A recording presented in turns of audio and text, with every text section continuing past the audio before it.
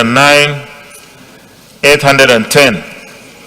Page 811, 812, 813, 814, 815, 816, 817, 819, 820.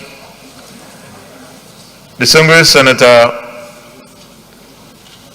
Deji Biyabarakuma. With profound respect, Mr. President of the Senate and distinguished colleagues, I rise to move the motion that the votes and proceedings of Tuesday, 13th July 2020 be approved by the Senate. I so move. Distinguished Senator Okejev. Thank you, Mr. President Okejev. I represent Benue Northwest. I rise to second the motion assembly move. Distinguished colleagues, those in favor of the motion that the votes and proceedings of Tuesday, 13th July 2021 be approved, say aye. Those against say nay, the ayes have it. The votes and proceedings of Tuesday, 13th July 2021 is hereby approved.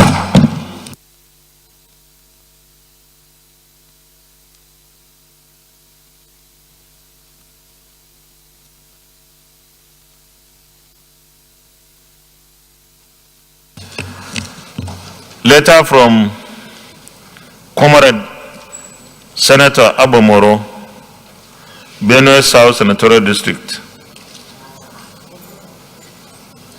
Former comrade. Okay. Former comrade. His Excellency, Distinguished Senator Ahmed Lawan, wedding announcement. I write to notify the Senate of the upcoming wedding of my daughter, Joy Ochenya Moro, to Femi Adebola, which will hold by the grace of God as follows: church wedding, date 31st July 2021, venue Our Lady Queen of Nigeria, Area 3, Garki, Abuja, time 10 a.m. prompt. Traditional marriage, date 29th July 2021, venue Senator Abomoro's residence of Bokolo, Okpoku, local government area, Benue State, time 2 p.m. prompt. Reception follows immediately at AIB Event Center, 138 Ademola Adetakumbo Street, Wusetu, Abuja. The family will be grateful if the distinguished senators can honor us with their presence at the event. While looking forward to your attendance, please accept the assurance of my high regard. Signed, Senator Abomoro, Benue South.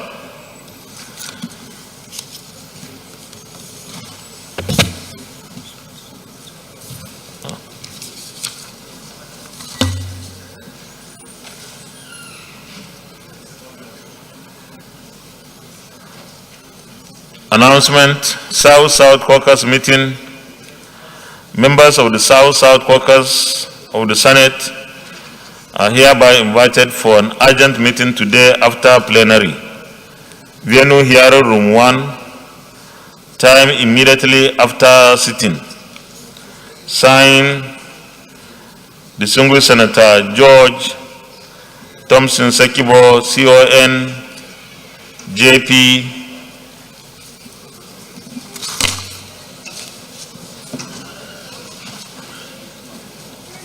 petitions. Leader of the Senate. Point of order, Senator Sadiq Suleiman Umar. Thank you, Mr. President. My distinguished colleagues, I am Sadiq Suleiman Umar. I represent the good and decent people of Kwara North. Mr. President, I rise on order 43, personal explanation. With your permission, I read. By the indulgence of the Senate and the leave of the President of the Senate, a senator may make a personal explanation although there may be no question before the Senate, but no controversial matter may be brought forward, nor may debate arise upon the explanation. The terms of the proposed statement shall be submitted in detail to the President of the Senate when his leave to make it is sought.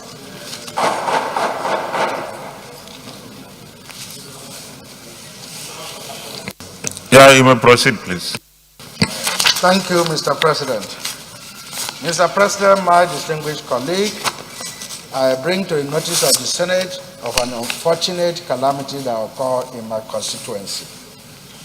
On Thursday, the 8th, the Olori village in Bani community in Kayama local government, Kwara State, woke up with a devastating news. In a single family of Alhaji Abubakar Muhammad, 2 of his children started vomiting and they died immediately. While agitation was on, 2 of the grandchildren, again, staying with the same man, the same household, started vomiting, and then the family knew there was a problem. They rushed them to the hospital, and there it was discovered that it was food poisoning, and they quickly tried to trace what they ate, only to discover that there is a macaroni brand that was brought into the community that they bought, and that is what is responsible. Those two suddenly died. Few days later, by the 3rd day, 2 of his children again died. And the last child that is left is currently critically ill in the teaching hospital. So, Mr. President, I think this is a serious matter that our regulatory agencies need to pay more attention to food items that come into this country so as to prevent this unfortunate occurrence that I believe must have been occurring in other communities without attention of, the public. I therefore urge the Senate for a 1 minute silence for these dead citizens. Thank you, Mr. Thank you very much. Because you have come under our standing order 43, this personal explanation is not open to debate. So we will observe the 1 minute silence that we have requested in honor of those who have lost their lives. 1 minute silence, please.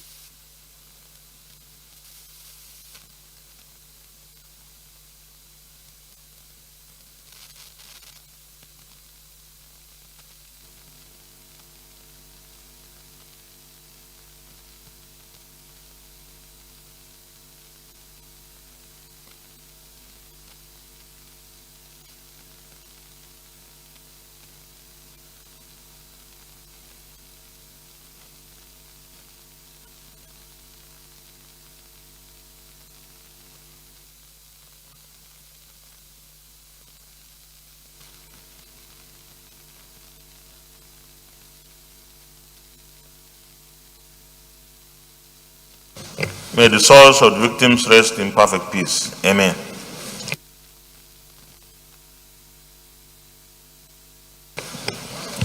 Point of order, Shaibulon. Thank you, Mr. President. My distinguished colleagues, I would like to come under the order 42 and 52 of the Senate standing orders to bring the notice of this hallowed chamber the devastating effect of flood due to torrential rainfall in 3 local governments of Yoro, Zing, and Jalingo. With your permission, I may read. Yeah, you may read, please.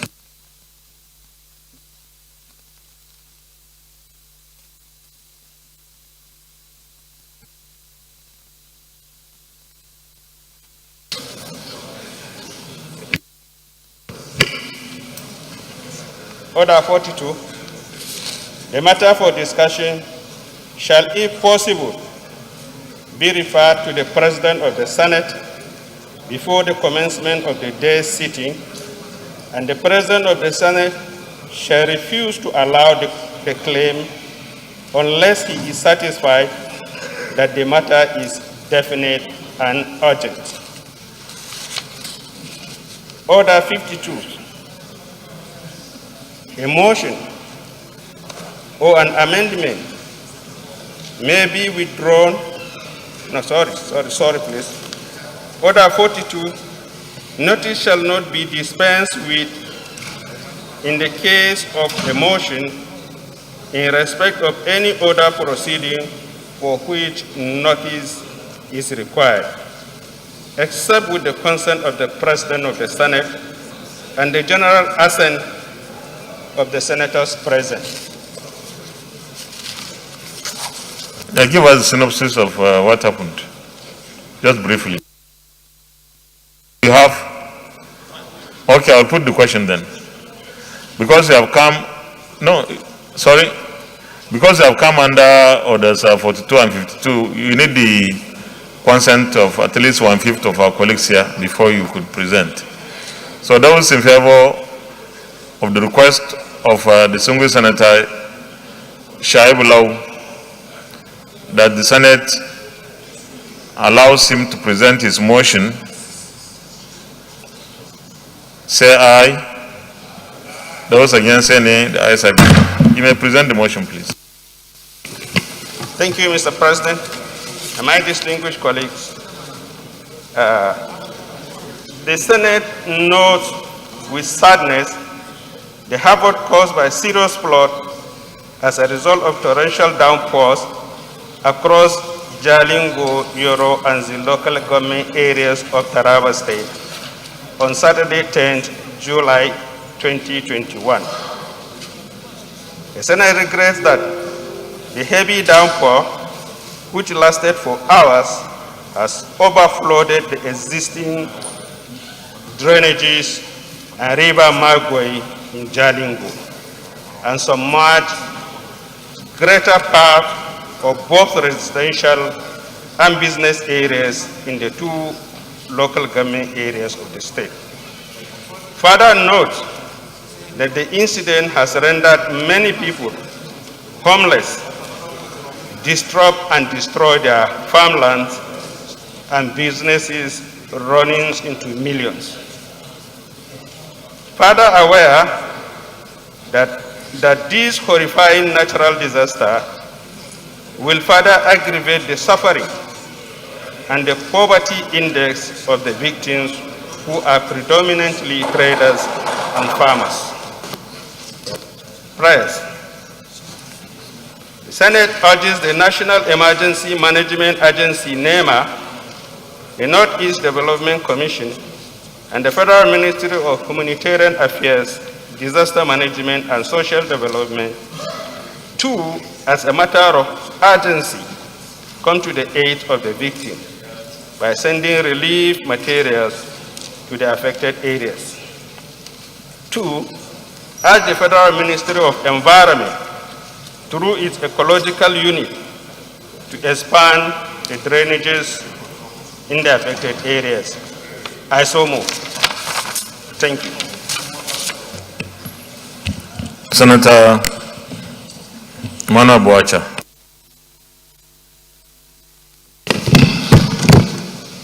Thank you, Mr. President, very distinguished colleagues. My name is Senator Emmanuel Boacha. I represent Taraba South. Mr. President, the flood in question did tremendous damage to properties worth millions of naira in Jalingo town. Actually, when I saw the flood, I thought it was the river Nyon in Cameroon that was released. But lo and behold, it wasn't the case. Mr. President, there are avoidable natural disasters, particularly the one we had in Jalingo, that would have been avoided. A capital city should wear a true metropolitan outlook by planning good drainages. And this is a duty of a local government or a state that will have planned. But unfortunately, these were not in place. And these are avoidable situations. But unfortunately, it has happened. There is nothing we can do about it. Ours is to encourage those whose duty it is to ensure that drainages are well laid out in a capital city like Jalingo, so that such flood will not repeat itself. And I want to add my voice to the mover of the motion, my brother Senator Lau, that let everything be done possible so that relief materials will be made available to the victims of this flood from the state and the National Emergency Management Agency. I so second, Mr. President. Distinguished colleagues, we go to the prayers. Urge the National Emergency Management Agency, NEMA, the Northeast Development Commission, and the Federal Ministry for Humanitarian Affairs, Disaster Management and Social Development to, as a matter of urgency, come to the aid of the victims by sending relief materials to the affected areas. Those in favor of this prayer say aye. Those against any that. Prayer 2. Urge Federal Ministry of Environment through the Ecological Unit to expand the drainages in the affected areas. Distinguished.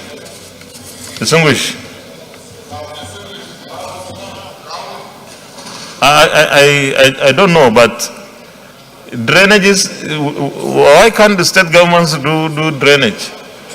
Drainage, federal government should go and do drainage.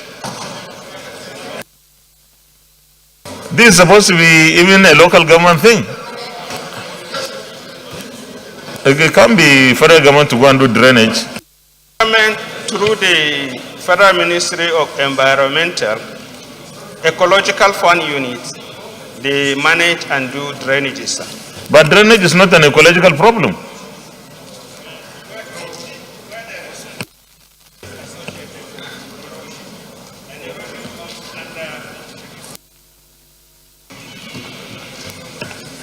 Okay. Then that will be the prayer. You want it as this? Okay. Urge the Federal Ministry of Environment through the Ecological Unit to expand the drainages in the affected areas. Those in favor of this prayer say aye. Those against say nay. The ayes have it. Leader of the Senate. Point of order. Deputy Minority Leader. Thank you, Mr. President. I remain Senator Boacha Emmanuel. I represent the peace-loving people of Taraba South. Mr. President, I'm coming under Order 43 on personal explanation. By the indulgence of the Senate, the leave of the President of the Senate, a senator may make a personal explanation, although there be no question before the Senate, but no controversial matter may be brought forward, nor may debate arise upon the explanation. Mr. President, the issue at stake, as explained to you,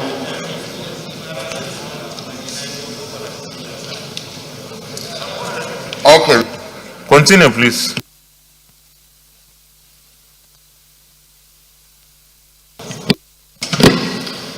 On the enforcement of fundamental human rights of my constituent, a matter that I raised on the floor of this Senate on April the 29th or thereabout.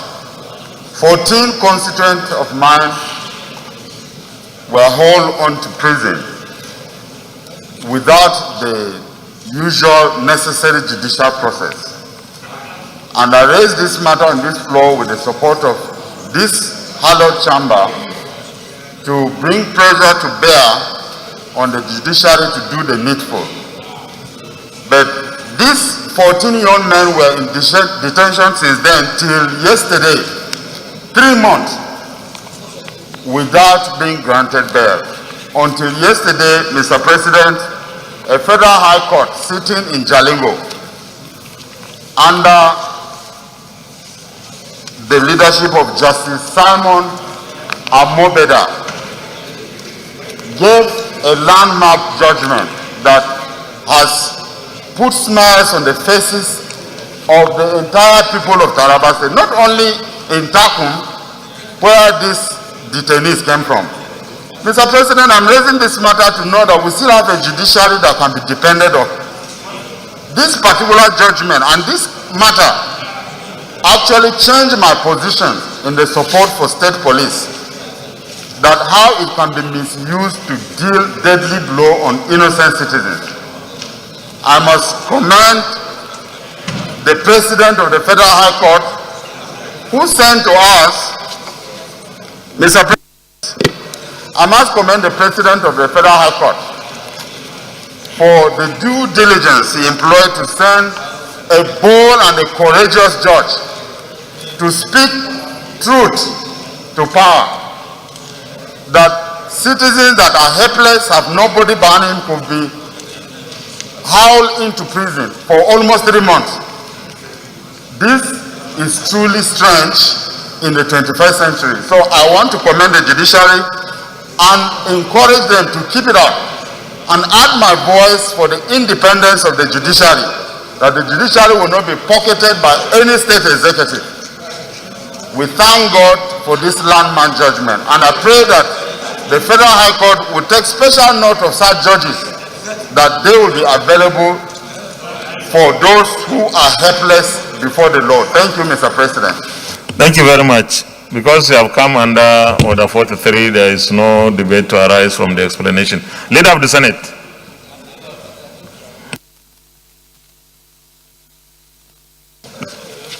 Mr. President, my highly respected and distinguished colleagues, the first business of the day is the presentation of House bills standing in my name on the Climate Change Bill 2021.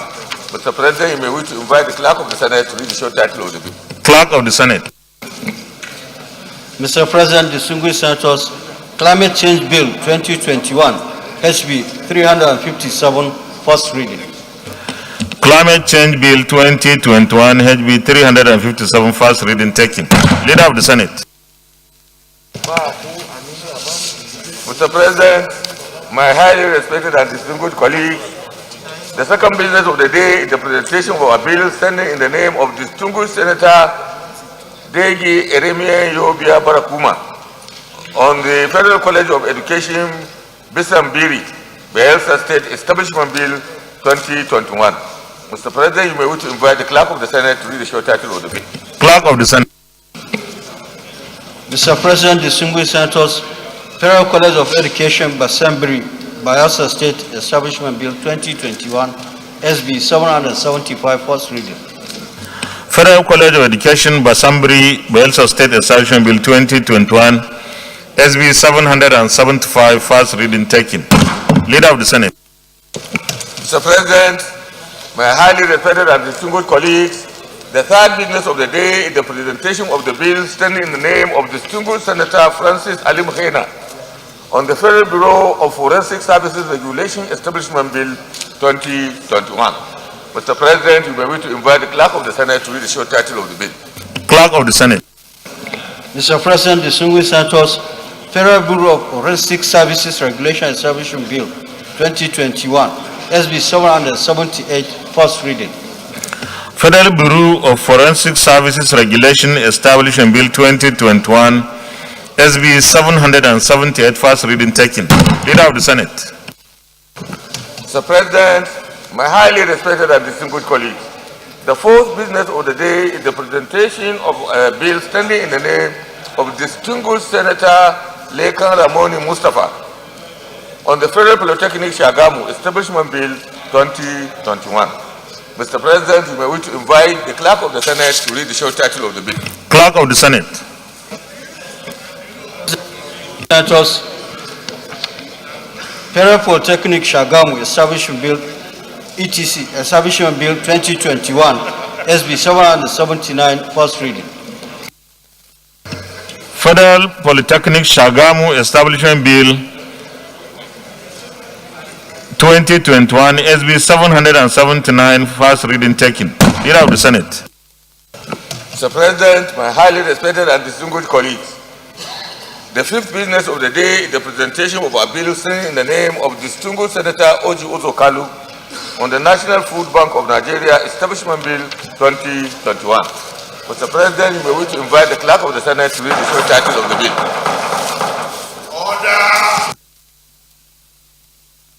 Clerk of the Senate. Mr. President, distinguished senators, National Food Bank of Nigeria Establishment Bill 2021, SB 780, first reading. National Food Bank of Nigeria Establishment Bill 2021, SB 780, first reading taken. Leader of the Senate.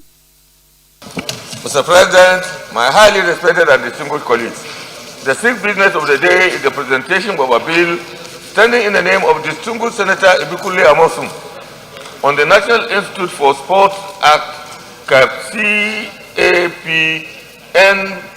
52, Laws of the Federation of Nigeria 2004, Amendment Bill 2021. Mr. President, you may wish to invite the Clerk of the Senate to read the short title of the bill. Clerk of the Senate. Mr. President, distinguished senators, National Institute for Sports Act CAPN 52 LFN 2004 Amendment Bill 2020 SB 781, first reading. National Institute for Sports Act CAP N54 LFN 2004 Amendment Bill 2021 SB 781, first reading taken. Leader of the Senate. Mr. President, my highly respected and distinguished colleagues, the seventh business of the day is the presentation of the report of the Committee on Independent National Electoral Commission, INEC, on the Electoral Act Amendment Bill 2021. Mr. President, you may wish to invite distinguished Senator Ibrahim Gaya, Chairman of the committee, to move the motion for the Senate to receive the report. Distinguished Senator Kabir Ibrahim Gaya, Kano South. Mr. President, my distinguished colleagues, I am Sadiq Kabiru Gaya, representing the people of Kano South from Kano State. Mr. President, before I move my motion, I would like to thank the leadership and all my distinguished colleagues for giving the committee of INEC the support we had yesterday. We thank you and we enjoy that support and we appreciate it. Mr. President, I would like to move that the Senate do receive the report of Independent National Electoral Commission, INEC, on the Electoral Act Amendment Bill 2021 SB 122. I so move, Mr. President. Distinguished Senator Samegu, you may second his motion.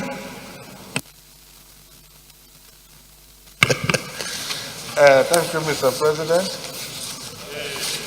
I am Senator Sam Egu. I represent Ebonyi North Senatorial District. Stand to second this motion moved by Senator Gaya, Kabiru Ibrahim, Kano South, that the Senate do receive the report of the Independent National Electoral Commission on the Electoral Act Amendment Bill 2021 SB 122. I shall second. Thank you. Distinguished colleagues, those in favor of the motion that the Senate do receive the report of the Independent National Electoral Commission, INEC, on the Electoral Act Amendment Bill 2021, say aye.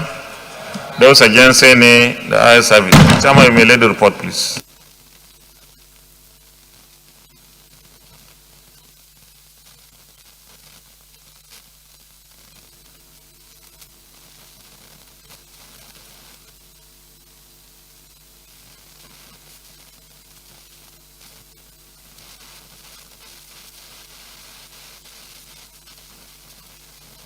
Yes, it's supposed to be the report of the Senate Committee on INEC. Secretary, take note. Distinguished colleagues, let me take this opportunity to make my remarks on the just laid report by our committee on INEC on the Electoral Act Amendment Bill 2021. There are various accusations, insinuations that the leadership of the Senate, sometimes leadership of the National Assembly, had tempered with the report of the committee on INEC of both chambers. Some of those accusing the leadership of the National Assembly are misinformed, innocent. Some are simply mischievous and rabble-rousers. This is the first time this report is laid here. And this report of the committee, this is the decision of the committee on INEC, and therefore whatever will be discussed or considered about the Electoral Act Amendment Bill will be on the basis of what has been presented to the Senate here. If anybody feels very strongly about anything, lobby distinguished senators to canvass for your position rather than blackmail leadership, because my telephone line and that of the Honorable Speaker were published. In one day I received over 900 SMS messages saying we have manipulated this. We didn't. We will do what is right. We have our procedures, and lobbying is part of democracy. Leader of the Senate. Mr. President, my highly respected and distinguished colleagues, the eighth business of the day is the presentation of the report of the Joint Committee on Judiciary, Human Rights and Legal Matters, Navy, Marine Transport and Nigerian Maritime Zones Act, repeal and reenactment bill. Mr. President, distinguished colleagues, I have just been informed by the lead chairman, joint chairman of the committee, that the report is on its way. Therefore, I would like to move a motion that the consideration, the laying of this report be stepped down, and we will invoke our order 2 if it is available, so that we can reintroduce it before we conclude. Therefore, I would like to move a motion that this particular consideration, laying of this report, be stepped down until further notice. I so move, sir. Minority Leader. Thank you, Mr. President. I so second. Distinguished colleagues, those in favor of the motion that the consideration of this report be delayed or stood down.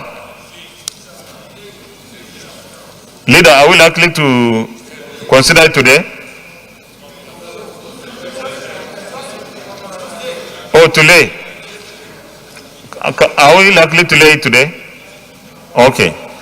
So that the laying of this report be delayed, say aye. Those against say nay, aye. Leader of the Senate. Mr. President, my highly respected and distinguished colleagues, the first order of the day is the presentation and consideration of the report of the Committee on Legislative Compliance on the petition from Mariam Danna Mohammed against Niger Delta Power Holding Company on alleged wrongful termination of her appointment. Mr. President, you may wish to invite distinguished Senator Aderele Adeyemi Oriolowo to move the motion for the Senate to receive and consider the report. Distinguished Senator Oriolowo Aderele Adeyemi. Thank you, Mr. President, my distinguished colleagues. I wish to move the motion that the Senate do receive and consider the report of Committee on Legislative Compliance on a petition from Mariam Danna Mohammed against the Niger Delta Power Holding Company for alleged wrongful termination of appointment. I so move. I need a seconder. Distinguished Senator Godia Akwashiki. Mr. President, my very distinguished colleagues, I am Senator Akwashiki Godia, representing Natural North Central District. I am ready to second a motion that has been moved by my colleague for this House to receive the report of the committee. As I second, thank you. Distinguished colleagues, those in favor of the motion that the Senate do receive and consider the report of the Committee on Legislative Compliance on a petition from Mariam Dana Mohammed against the Niger Delta Power Holding Company, say aye. Those against, say nay. The ayes have it. Chairman, please lead the report.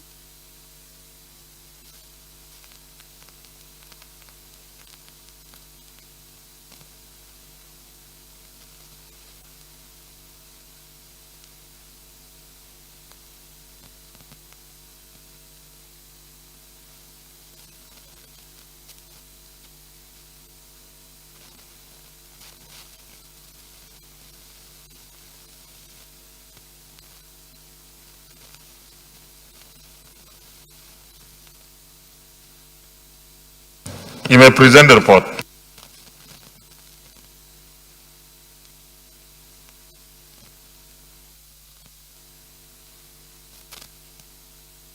Mr. President, my distinguished colleague, the Committee on Legislative Compliance on the 15th June 2020 received a correspondence from Office of the President of the Senate on an appeal for urgent intervention and justice in respect of wrongful disengagement of Mariam Dana Mohammed, directing the committee to assume jurisdiction over the matter in pursuance to the committee's jurisdiction to ensure implementation of all Senate resolutions or motions, petitions, and all acts of the National Assembly. The Senate had earlier ordered filed its resolution as a result of a report presented by Committee on Ethics, Privileges, and Public Petitions, urging the Managing Director of Niger Delta Power Holding Company to reinstate Mariam Dana Mohammed for wrongful disengagement of her appointment as General Manager, Audit and Compliance against the extant laws of the Public Service Rule. However, Committee had carried out these directives, and furthermore, the resolution urged to reinstate Mariam Dana Mohammed and pay all her entitlements because her disengagement did not follow due process in line with the laid down civil service rules and procedures.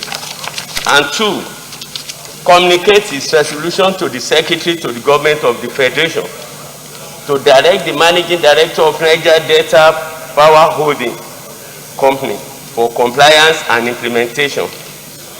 The membership of the committee is as listed in 2.0 and 2.1. Committee action.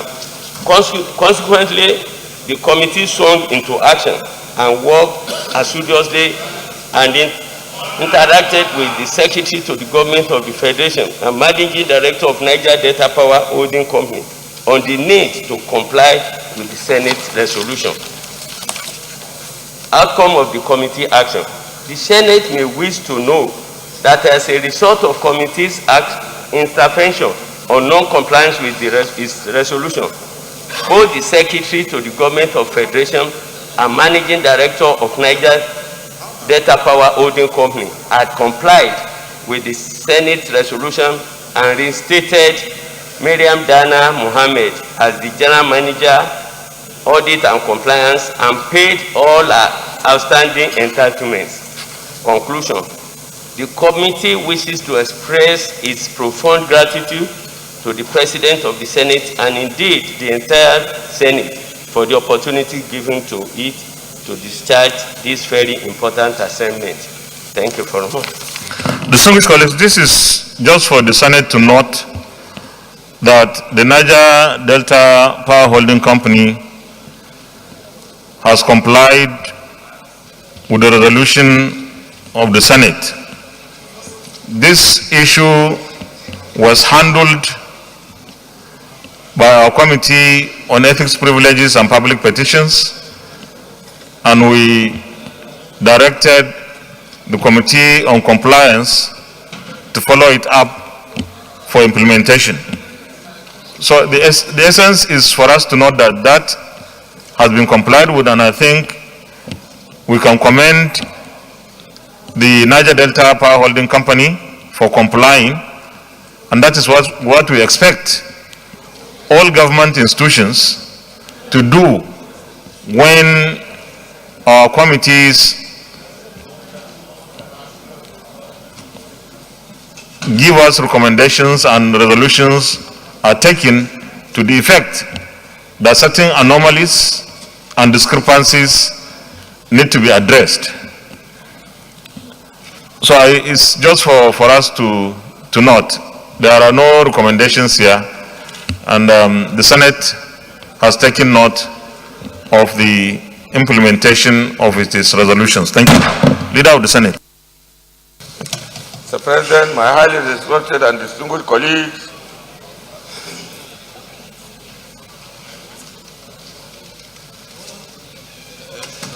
the second order of the day is the presentation and consideration of the report of the Committee on Legislative Compliance on the state of growing insecurity in Nigeria. Mr. President, you may wish to invite distinguished Senator Aderele Adeyemi Oriolowo to move the motion for the Senate to receive. Leader, where are you reading from? Oh, okay. Okay, distinguished Senator Oriolowo Aderele Adeyemi. Thank you, Mr. President. My distinguished colleagues, I stand to move that the Senate do receive and consider the report of Committee on Legislative Compliance on the spate of growing insecurity in Nigeria. I so move. Senator Binos Yarodora. Thank you, Mr. President, distinguished colleagues. I'm Binos Yaro, Adamawa South. I rise to second the motion that the Senate do receive and consider the report of the Committee on Legislative Compliance on the spate of growing insecurity in Nigeria. I so second. Distinguished colleagues, those in favor of the motion that the Senate do receive and consider the report of the Committee on Legislative Compliance on the spate of growing insecurity in Nigeria, say aye. Those against, say nay. The ayes have it. Chairman, you may lead the report, please.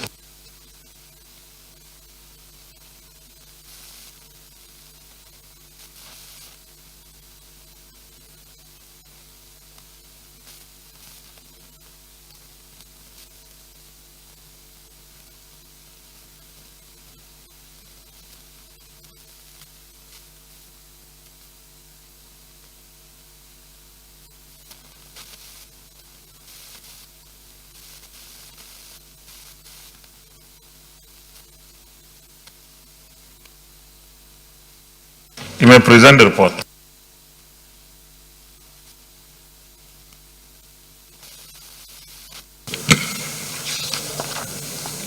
Thank you, Mr. President. The Senate of the Federal Republic of Nigeria, at its sitting on Wednesday, 25th November 2020, debated a motion on the spate of growing insecurity in Nigeria and resolved that this Committee on Legislative Compliance and Communication should invite the Honorable Minister of Communication and Digital Economy to impress on him the need to implement the resolutions of the Senate regarding security related to the mandate of his ministry.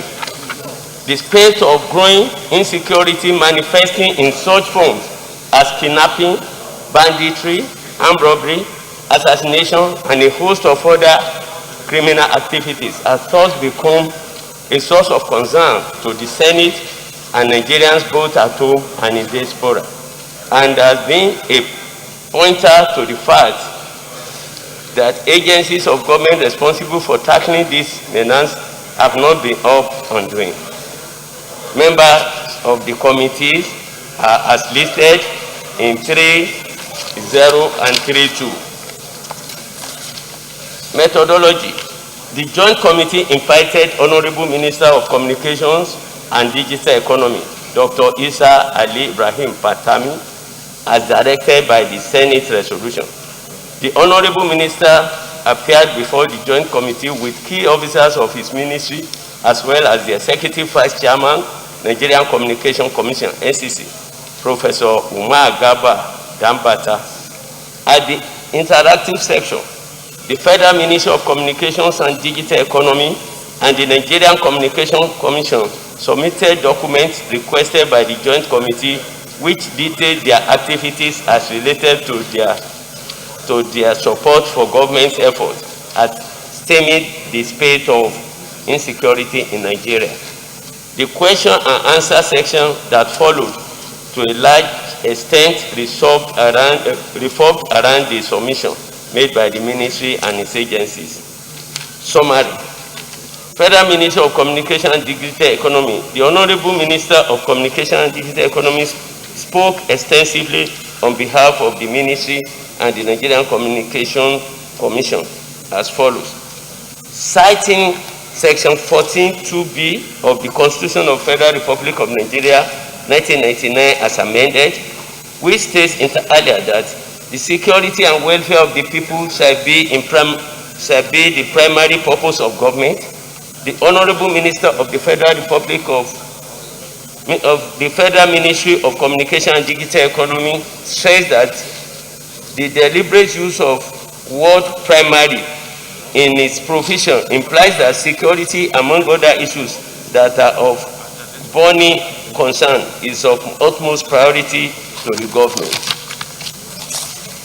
He noted, though security is not the direct mandate of his ministry, it has always been supporting the institutions responsible for security in Nigeria. The attention of the Joint Committee was pointed to a fundamental mistake in the development of telecommunication services in Nigeria in 2001, when SIM cards were issued without a requirement to register the owners.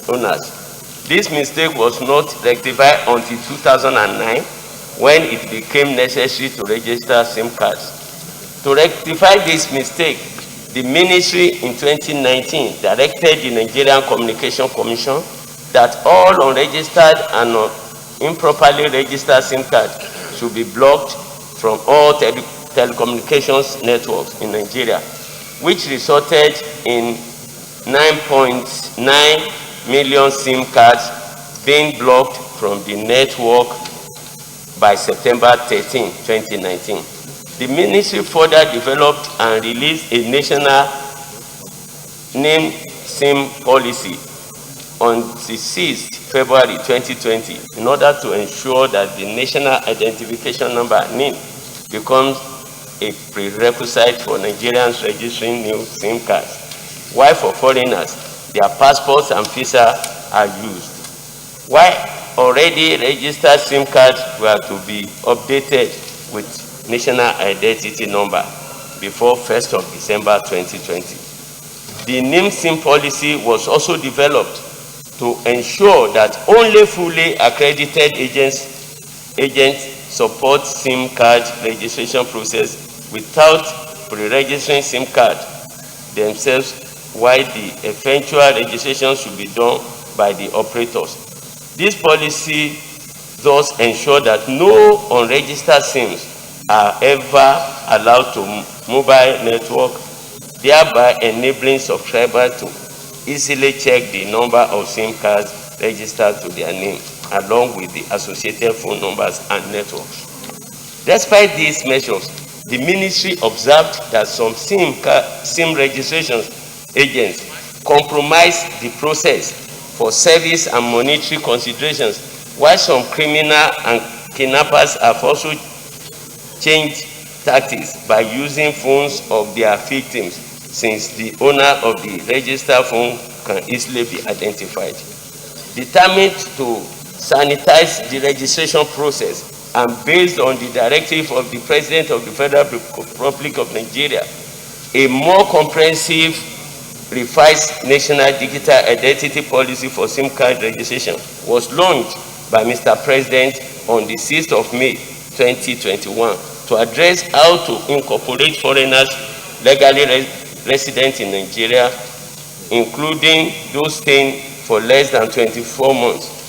These national policies are being implemented by NCC, while a few are in collaboration with National Identity Management Commission. In addition to the implementation of policies, the ministry pointed out its programs and projects put in place to support the security agencies in Nigeria.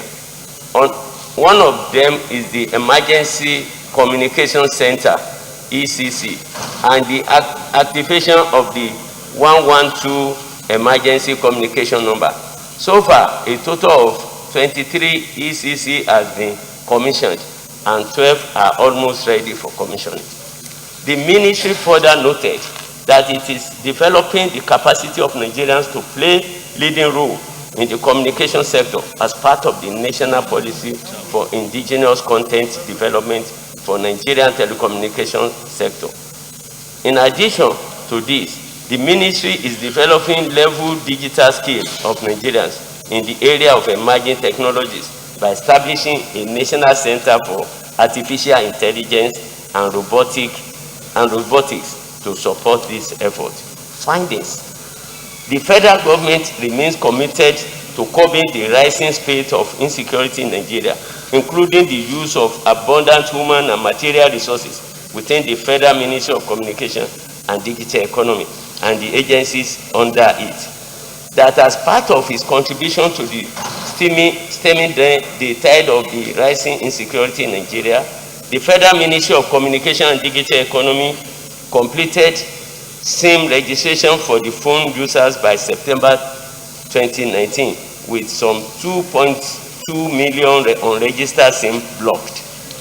That its SIM registration exercise contributed to the drastic decline in the rate of use of mobile phones in kidnapping and negotiations, especially in the few months that followed the completion of the compulsory SIM registration in September 2019.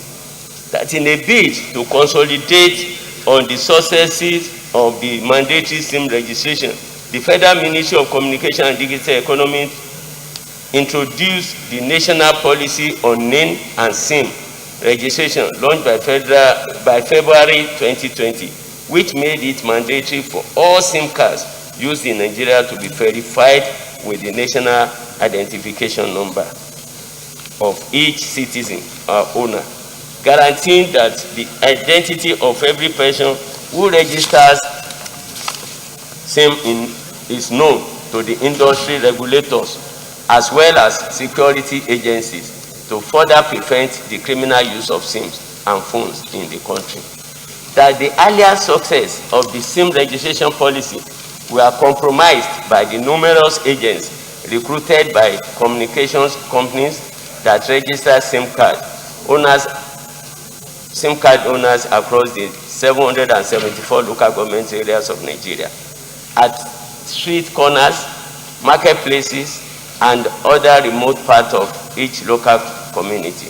This was the main reason behind the ministry's to seeking for and is obtaining presidential approval for the temporary suspension of sales of SIM cards in Nigeria and for merger of all SIMs to the name of their representatives. Recommendations. That the Senate direct its security-related committees and that of legislative compliance and communication to conduct a national roundtable conference on the current security situation in the country to develop practical strategies to stem down the growth in the spate of insecurity in Nigeria. That the Federal Ministry of Communications and Digital Economy submit proposal for legislative action to any section of the extant laws of any of its agencies towards reducing the national insecurity challenges. In line with the Ministry of Communications proposals on the way to sustain the gains of its effort in stemming down the use of SIM cards by miscreants to carry out criminal activities. Other critical stakeholders in Nigerian security architecture, such as Ministry of Defense, Interior, Police Affairs, the Office of National Security Advisor, the Economic and Financial Crime Commission, the Department of State Security Service, the Nigerian Police Force, Nigerian Customs Services, and the Nigerian Immigration Service to collaborate with the Federal Ministry of Communication and Digital Economy by contacting it promptly when a crime has been hidden and abated through the use of SIM card. This will enable the ministry to investigate and give report to the security agencies promptly. Putting the ministry in the loop will also give the ministry the ability to monitor the regulators and their compliance with the directive to provide the full profile of any subscriber that is being investigated for crimes by security agencies. Conclusion.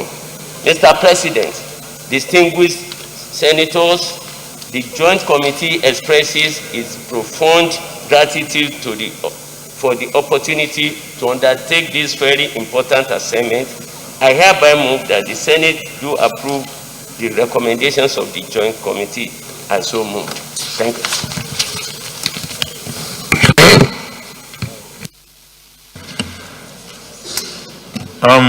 We go to the recommendations.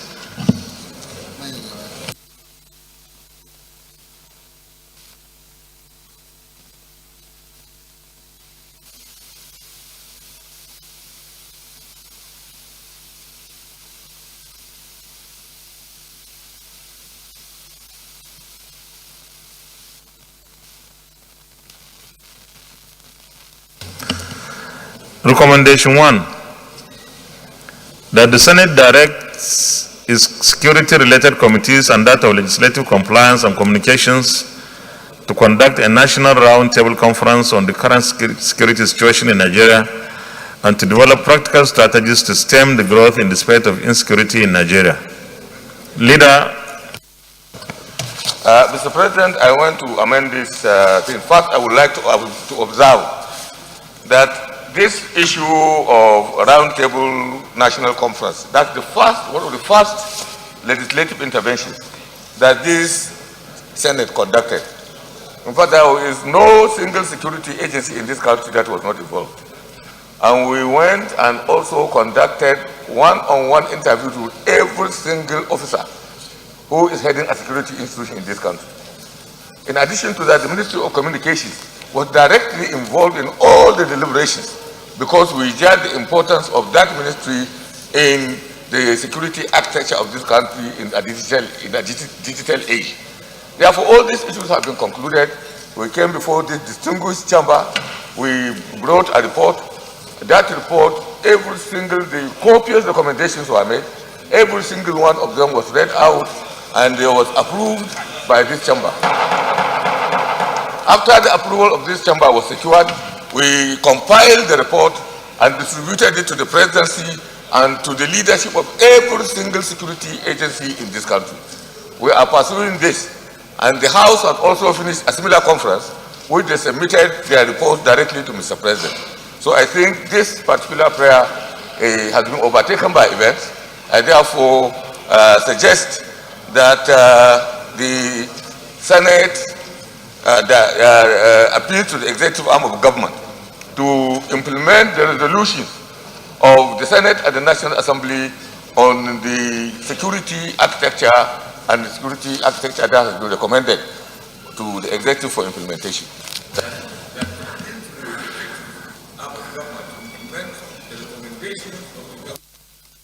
To implement the recommendations of the Senate on the security architecture of Nigeria. I think, Leader, that should be a new recommendation, an additional recommendation. Okay. Seconder, distinguished Senator Ibrahim Abdullah.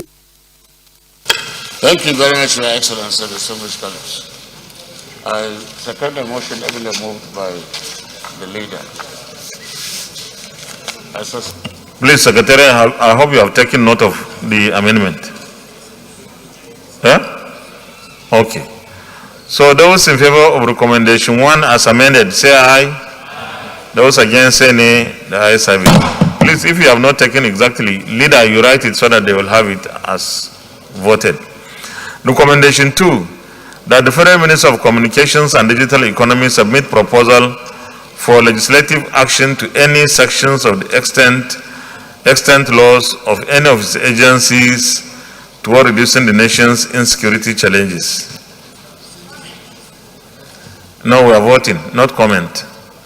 It's either you amend it.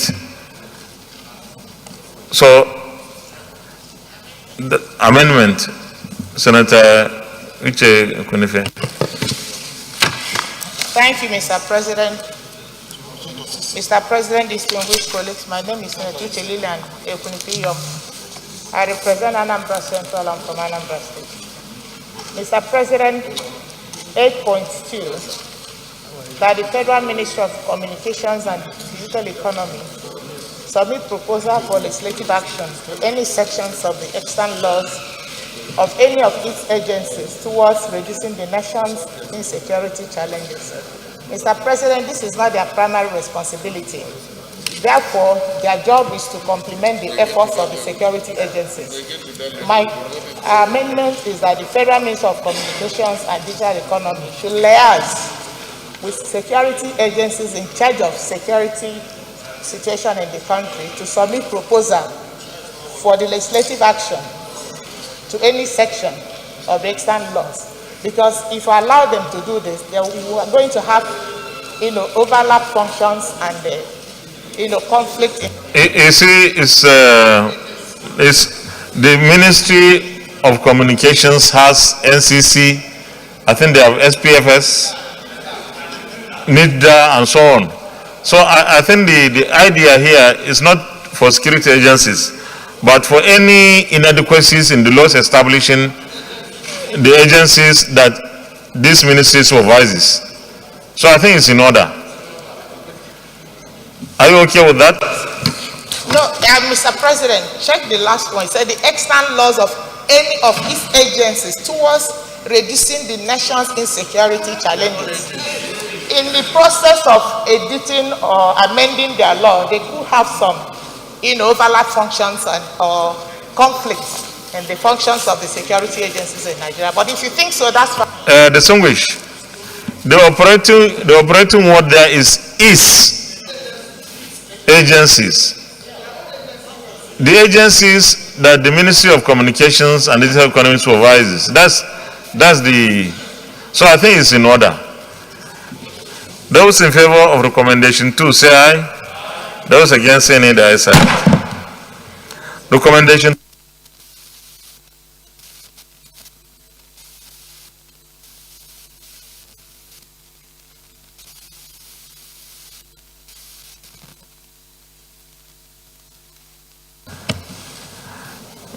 Recommendation 3.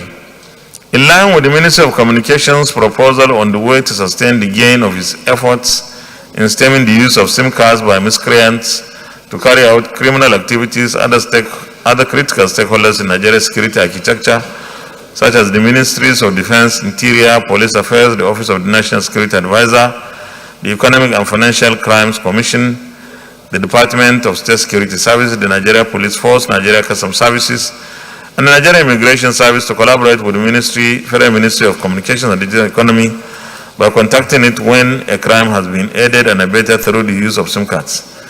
This will enable the ministry to investigate and give report to the security agencies. Putting the ministry in the loop will also give the ministry the ability to. Is this, Chairman? I don't understand this. It's just like a narration. You are not recommending anything here.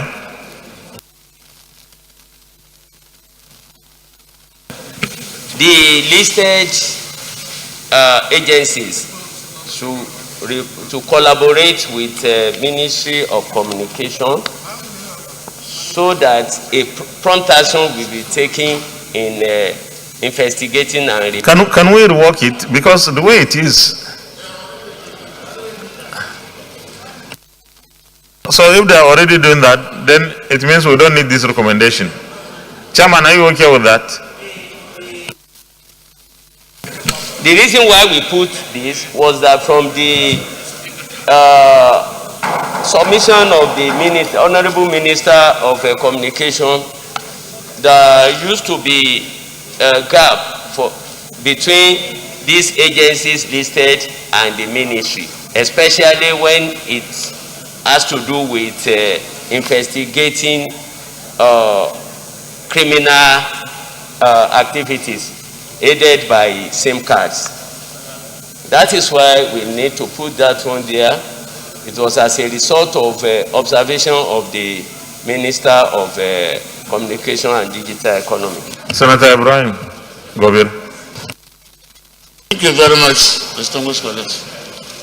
Your Excellency, if I can remember, during the Senate, the Commissioner, the Honorable Minister of Communications himself was there, and he mentioned that yes, they will be able to trace anything, and that at the same time, liaise with the action agencies and tell them exactly what it is. So I think they are doing this. Already they are doing this. Maybe for emphasis. Chairman, are you okay with presentations that we don't have to have this recommendation? Okay, for emphasis. Okay, for emphasis. Okay.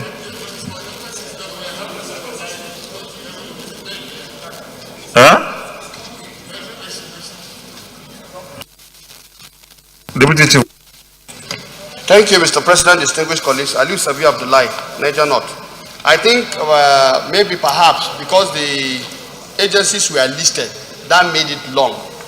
But I think the intendment here is to say that the Ministry of Communication should liaise or collaborate with the responsible security agencies so that they are contacted whenever there is any security related crime, for them to actually be part of the investigation promptly.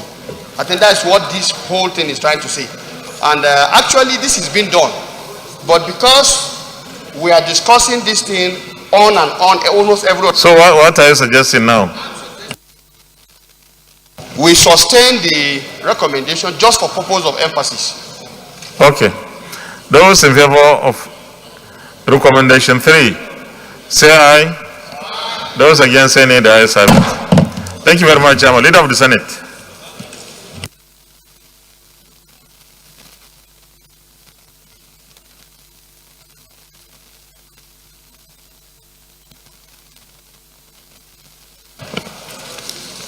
Mr. President, my highly respected colleagues, the third order of the day is the consideration of the report of the Committee on Public Accounts on the annual report of the Auditor General of the Federation on the accounts of the Federation for the year ending 31st December 2015, Part 2 and Part 1.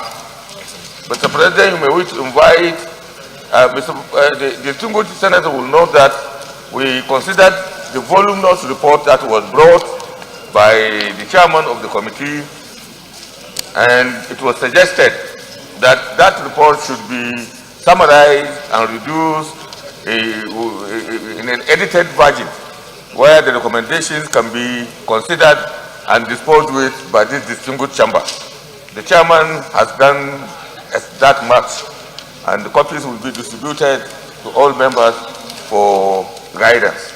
Therefore, Mr. President, you may wish to invite distinguished Senator Matthew Origide to move the motion for the Senate to consider this report. Distinguished Senator Matthew Origide. Thank you, Mr. President. Mr. President, my distinguished colleagues, I'm Senator Matthew Urogide. I represent the group people of Edo South Central District. Mr. President, I rise to move that the Senate do consider the report of the Committee on Public Accounts on the annual report of the Auditor General for the Federation on the account of the Federation of the year ended December 31st, 2015, Parts 1 and 2. I so move, Mr. President. Distinguished Senator Ibrahim Hassan Hadeja.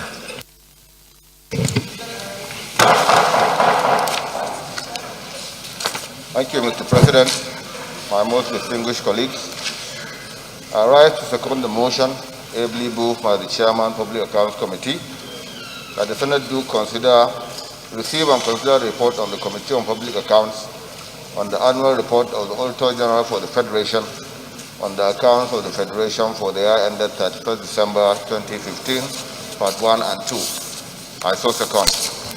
Distinguished colleagues, those in favor of the motion that the Senate do consider the report of the Committee on Public Accounts on the annual report of the Auditor General for the Federation on the accounts of the Federation for the year ended 31st December 2015, parts 2 and 1 and 2, say aye. Those against any, the ayes have it. Chan, please, you may lead the report. No, we have led it. Present it, please. Thank you, Mr. President. Once again, I'm Senator Matthew Rogide. I represent Edo South Central District. Mr. President, my very distinguished colleagues, the Senate will recall that the detailed report of this committee on the above subject matter was laid in July 2020 and Thursday, 17 June 2021, respectively.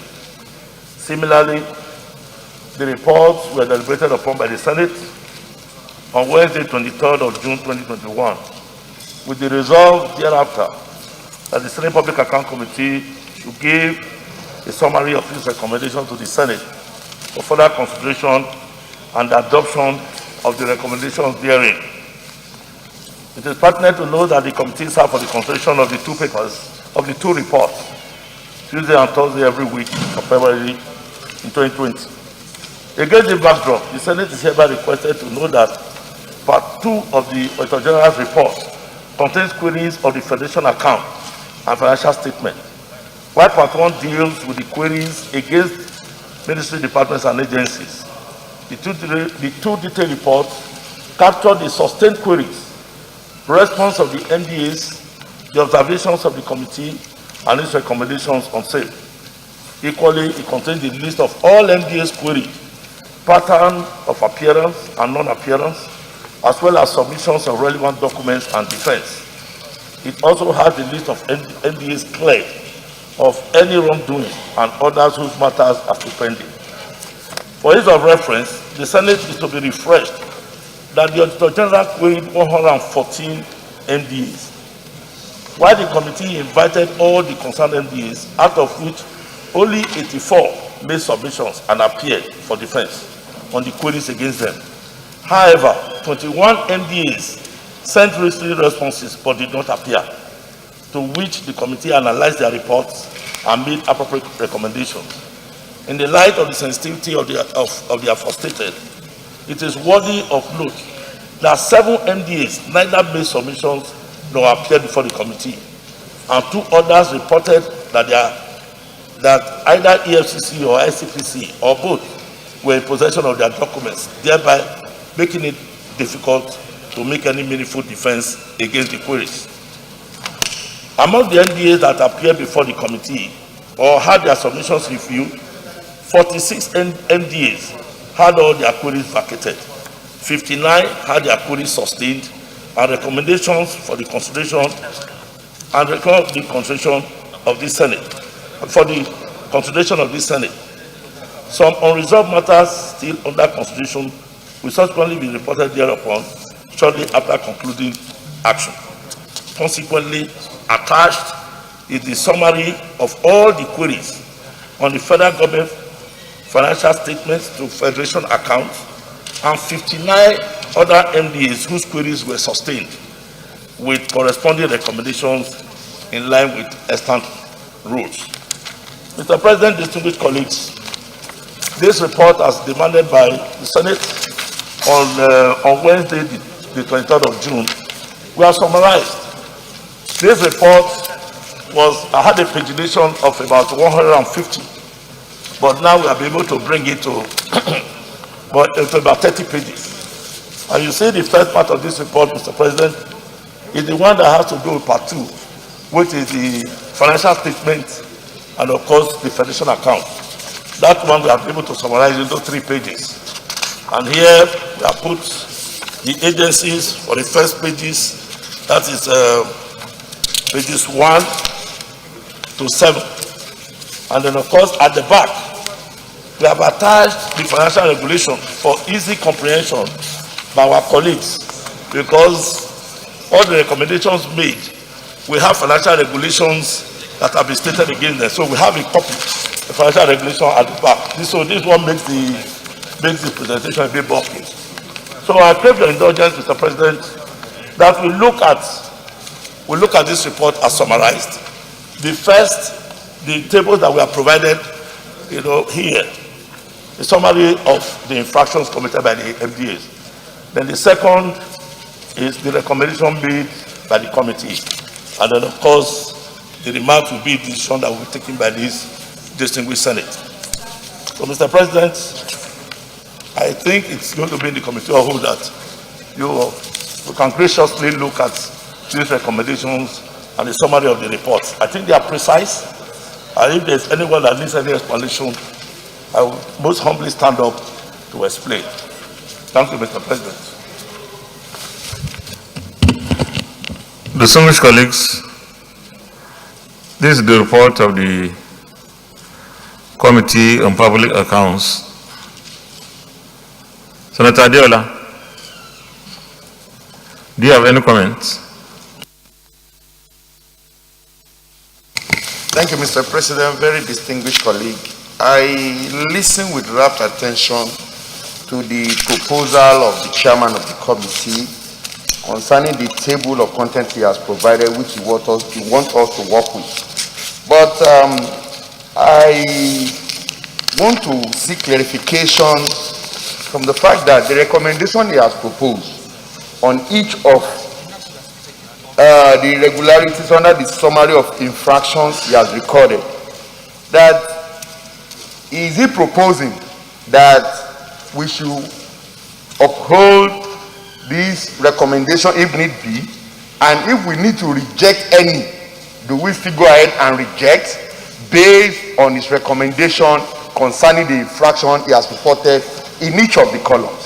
So I want him to seek clarification in that, because this recommendation he has given to us, it is as a result of the infraction he has observed in the Auditor General's report, and he has taken it one after the other, like asking us to direct the Accountant General to carry out the following things under one of the recommendations and subsequently others. So I want him to clarify more what he wants us to do with this recommendation, if we will reject or accept, because there's a remark column. The remark column will give us the summary of what our decision is on each of the recommendations he has proposed. That's my own observation on what he has said, and I want him to clarify what he wants us to actually do with the report. That's my question. Chairman. Thank you. Thank you, Mr. President. Let me thank my very distinguished colleague, Senator Adiola. Mr. President, distinguished colleagues, the third column, recommendations are in line with one, what the Auditor General himself, recommended in his report. And then two, these recommendations are in line with provisions of our extant acts and financial regulation. All the infractions that are mentioned here equally have attendant consequences that are in the books in our financial regulation. So we are asking the Senate to uphold those sanctions as stipulated in the law, and then of course as equally recommended by the Auditor General for the Federation and by the committee. We are upholding the provisions of the extant laws and financial regulation.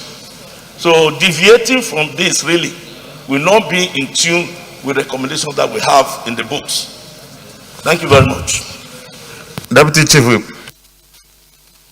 Yeah, thank you very much, Mr. President, distinguished colleagues. I'm Aliu Sabi Abdullahi. I represent Niger North. Let me commend the chairman for a very thorough job.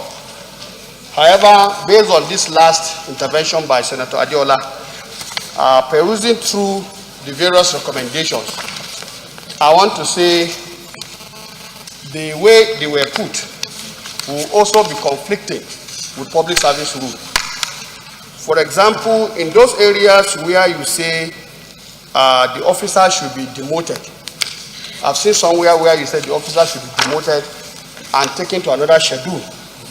While this is okay, we are not in a position to give that recommendation in that manner.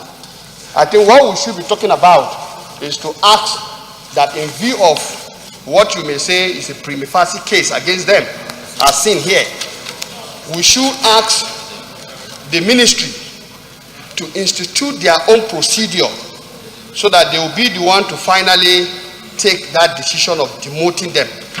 I think that is the only thing I have seen. Yes, the point they have raised is okay, but for us to outrightly indicate that somebody should be demoted, I think is going against public service procedure also.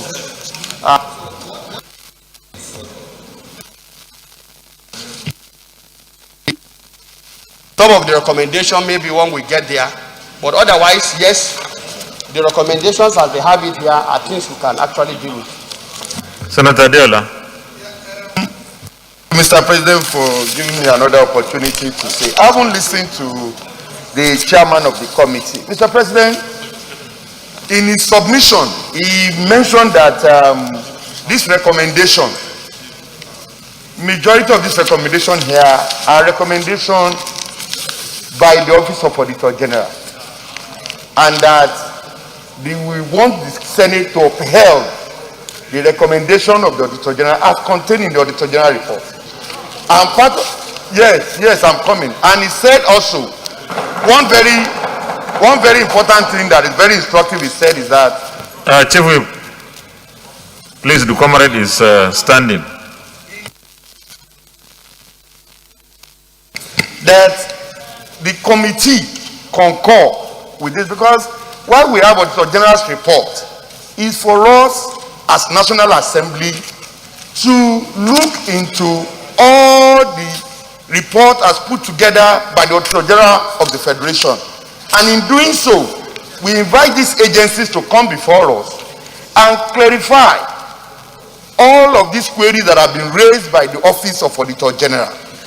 And after this interaction with the agencies, if they are not able to convince us as to what is contained in the Auditor General's report, two things will happen. Number one, there must be enough evidence to show that yes, these agencies cannot prove beyond reasonable doubt that all that is contained in this Auditor General should be dismissed, and as such it should be upheld. But in this report, submitted by the chairman, he said bulk of this recommendation are Auditor General's recommendation, which he wants, and he said it's in line with our extant act. That was why the committee too is upholding it. And my question is this: is it that none of these agencies should round up convince the committee beyond reasonable doubt before coming up with this report? If there are, what are the situation or what is the position concerning these agencies going forward? Leader of the Senate. Mr. President, my highly respected and distinguished colleagues, I think we should try to really look at where the chairman of this committee is coming from. So this committee has been doing this work, I think, since the 8th Senate. And in the 8th Senate, I happen to be a member of the Public Accounts Committee. I worked also with distinguished Senator Matthew Origide. I think the committee has gone through all those issues that distinguished Senator Adiola is talking about. They went around, invited all the institutions, and discussed the various infractions with them. I know that some of these institutions were invited more than once, more than twice, to come and make the presentation about what was contained in the Auditor General's report. This is just for 2015. I know that that committee has several documents that they have, several reports of the Auditor General, that were lying down unattended. This is just the beginning of this thing. They went through all these reports, invited all the institutions. After they did, the committee sat and looked at all these documentations, and these documentations are what they come to the Senate for a resolution to affirm their findings, so that because we are the last authority on this issue.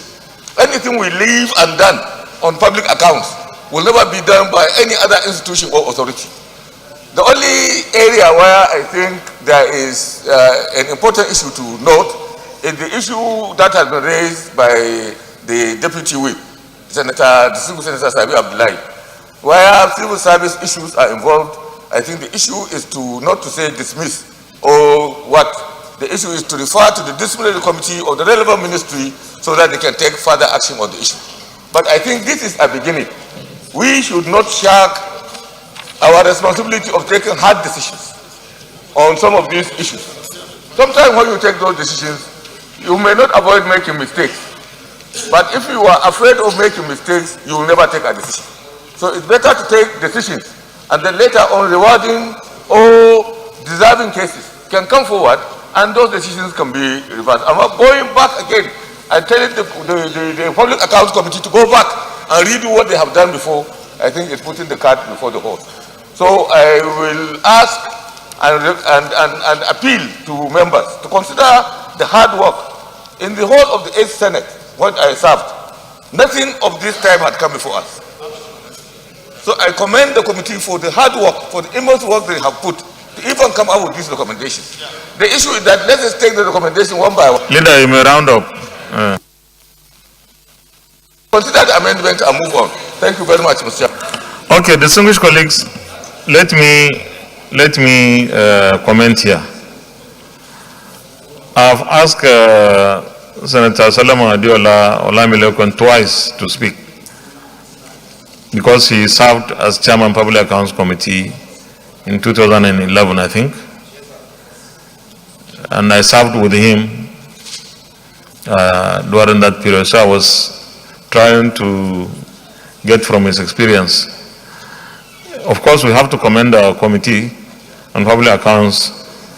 My challenge is when you start to read the recommendations, and the first recommendation,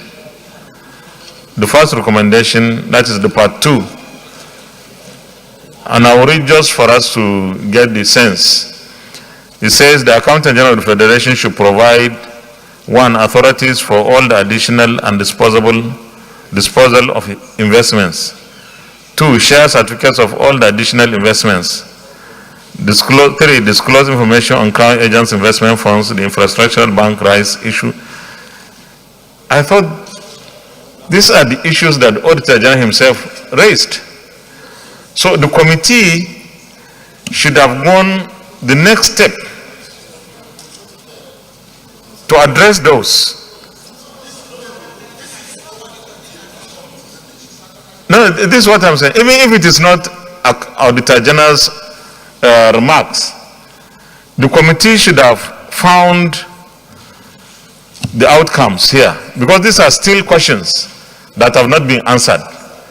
And they cannot simply be recommendations that the Accountant General should go and do it, because the Accountant General would have no interest in going ahead with this. It's the committee that is supposed to insist that the Accountant General brings those to them. Those things we are asking should have been brought to the committee, and if he failed, then the committee will now say that yes, this is what the Accountant General has failed to do, and those of it. But Chairman, you are raising your hand. Thank you very much, sir. I mean, first and foremost, sir, let me say that you chaired this committee for 8 years, and we know what the procedure is.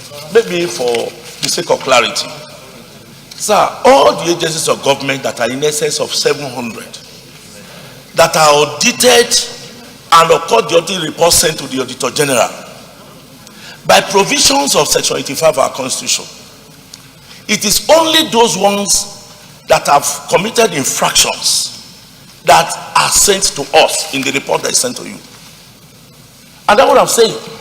Of those numbers, only 114 came in our reports. The other 500 or thereabouts, we don't know.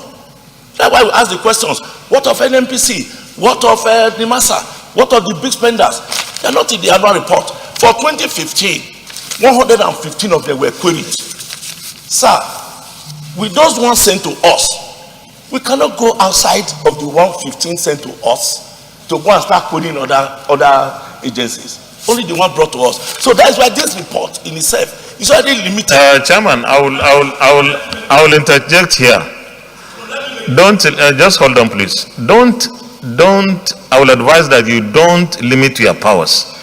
In addition to what the Auditor General has given us in his report, you can do status inquiry.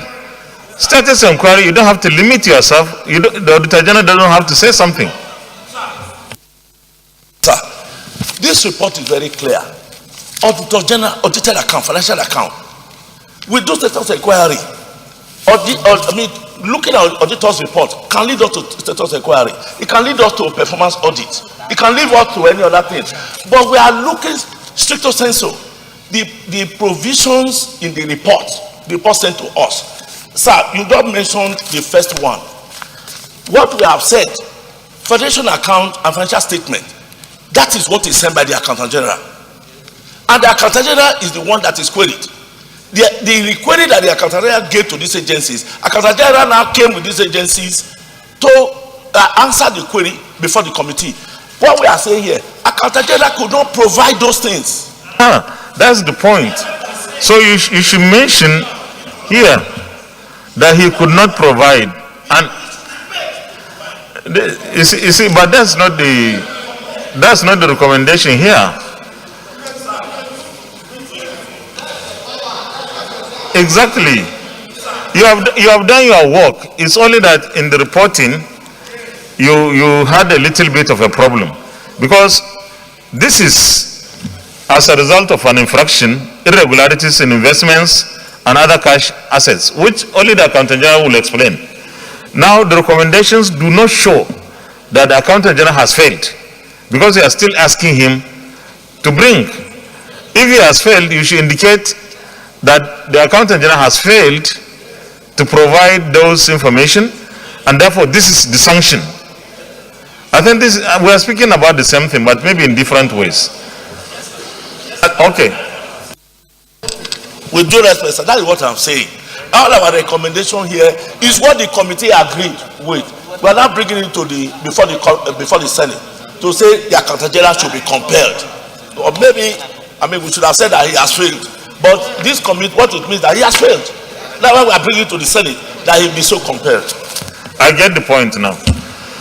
Well, distinguished colleagues, will consider the recommendations, but I will advise that we be very careful. We don't rush through these recommendations because they are very sensitive and technical. So maybe, Senator Ayo, thank you, Mr. President. One is a point of information. This particular recommendation were made in line with the extant rules. What the Senate need to do is to either confirm or otherwise. Because every recommendation here, what we need to do is to ensure that compliance. Because these people have taken it, many of the agencies have taken it as normal routines, yearly, not to comply. So I think the Senate need to involve legislative compliance. After confirming this, report, the legislative compliance must also go out to ensure compliance. That's the information I want to make available, sir. We don't even need to debate it any longer. No, distinguished. We are not debating this thing. What we are saying is the recommendation, just the recommendation one that I cited, does not tell you that the Accountant General has failed, and therefore there is a sanction. It's still like writing him to ask him to come and bring, and that's not what we are supposed to do. So we go through the recommendations one by one. We start with the first recommendation, amendment. Deputy Chief Whip. Thank you, Mr. President, distinguished colleagues. Aliu Sabi Abdullahi. I want to make the following amendment following from the discussions we've had. To read as follows. The Accountant General of the Federation, having failed to provide the underlisted information, should be compelled to provide them within the next 3 months.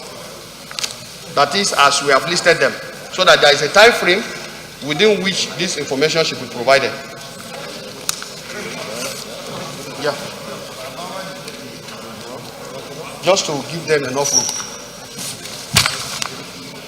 90 days. 90 days. Within 90 days or 60 days?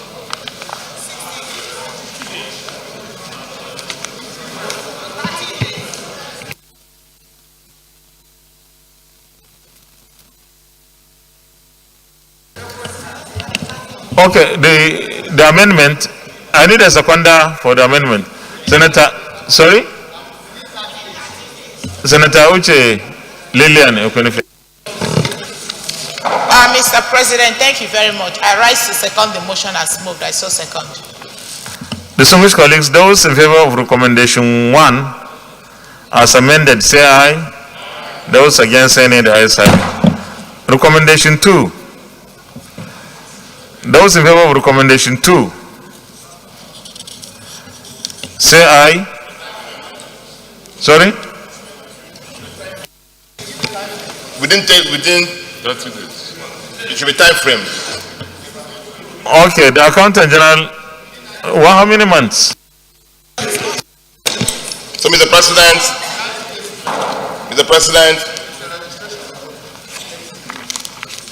I rise to amend recommendation 2 as follows. The Accountant General of the Federation should immediately register all shares of quoted companies with CSCS within 30 days. I so amend. 30 days is enough?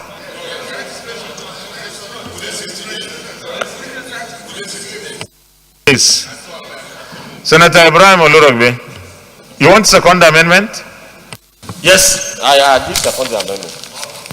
Distinguished colleagues, those in favor of recommendation 2 as amended, say aye. Those against, say nay. The ayes have it. Secretary, take note of all these amendments we are making. Recommendation 3. Those in favor of recommendation 3, say aye. Those against, say nay. The ayes have it. Recommendation 4 on page 2.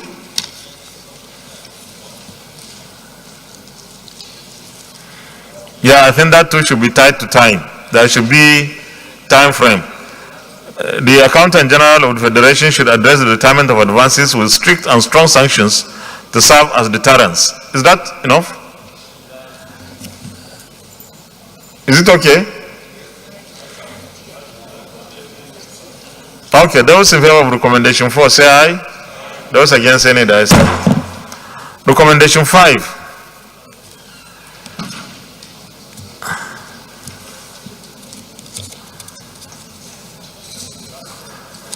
If I believe that we should tie our requests or our resolutions to time frames so that we're able to monitor and supervise.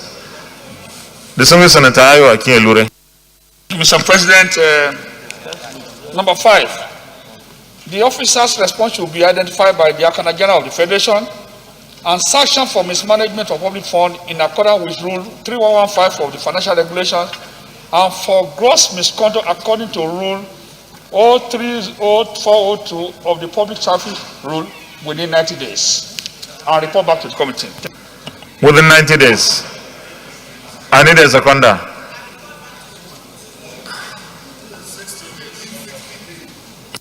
$60 days. No, at the moment, somebody has to second what he has proposed. Senator Abdul Karim. Thank you, Mr. President. Distinguished colleagues, I so second that it should be within 90 days. Distinguished colleagues, those in favor of recommendation 5 as amended, say aye. Those against, say nay. The ayes have it. Okay, amendment 6. Senator Brown, yeah.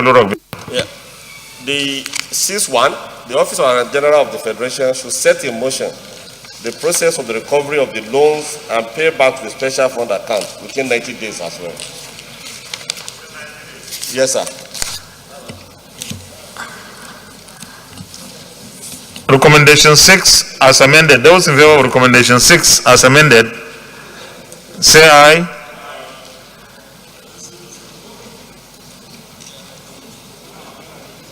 Those against, say nay. The ayes have it. Recommendation 7 on page 3.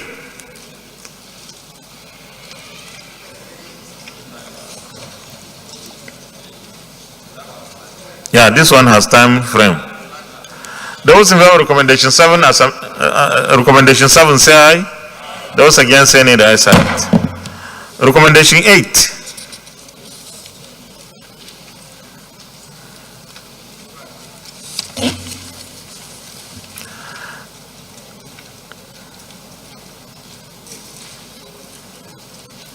Those in favor of recommendation 8 say aye.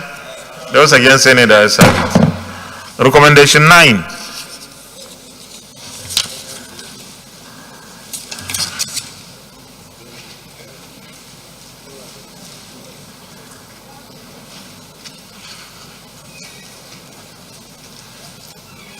Those in favor of recommendation 9 say aye. Those against say nay, the ayes have it. Recommendation 10 on page 5. Those in favor of recommendation 10 say aye. Those against say nay, the ayes have it. Recommendation 11. Those in favor of recommendation Those in favor of recommendation 11 say aye. Those against say nay, the ayes have it. Recommendation 12.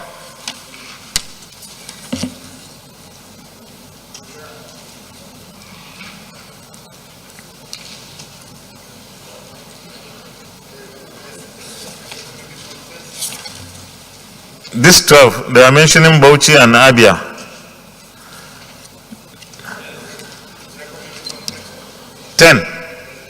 10, Senator Salama Adiola.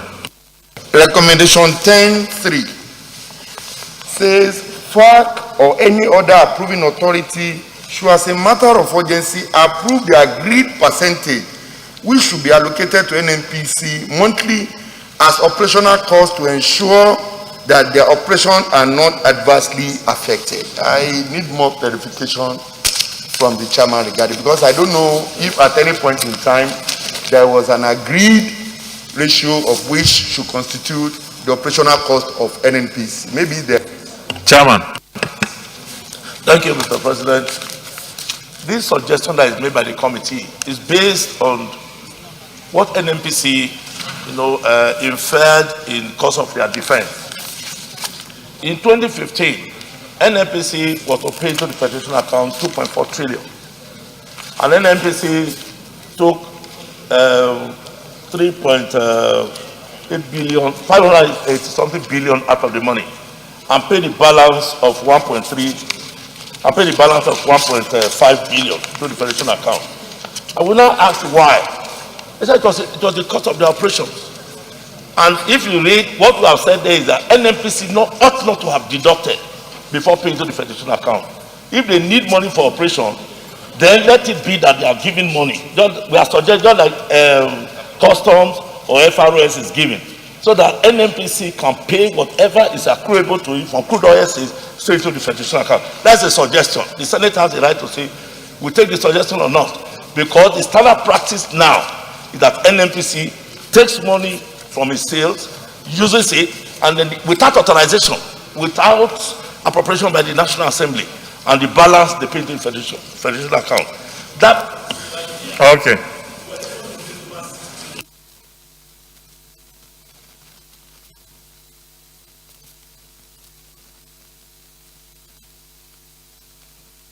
We should advise NNPC, what the Commission says, that everything that's accruable must first be paid to the Federation account.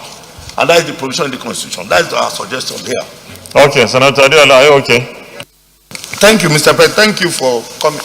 Because I am aware of this practice, and I know that NNPC has oftentimes they don't make any recourse back to National Assembly or the Accountant General before deduction of the operational cost.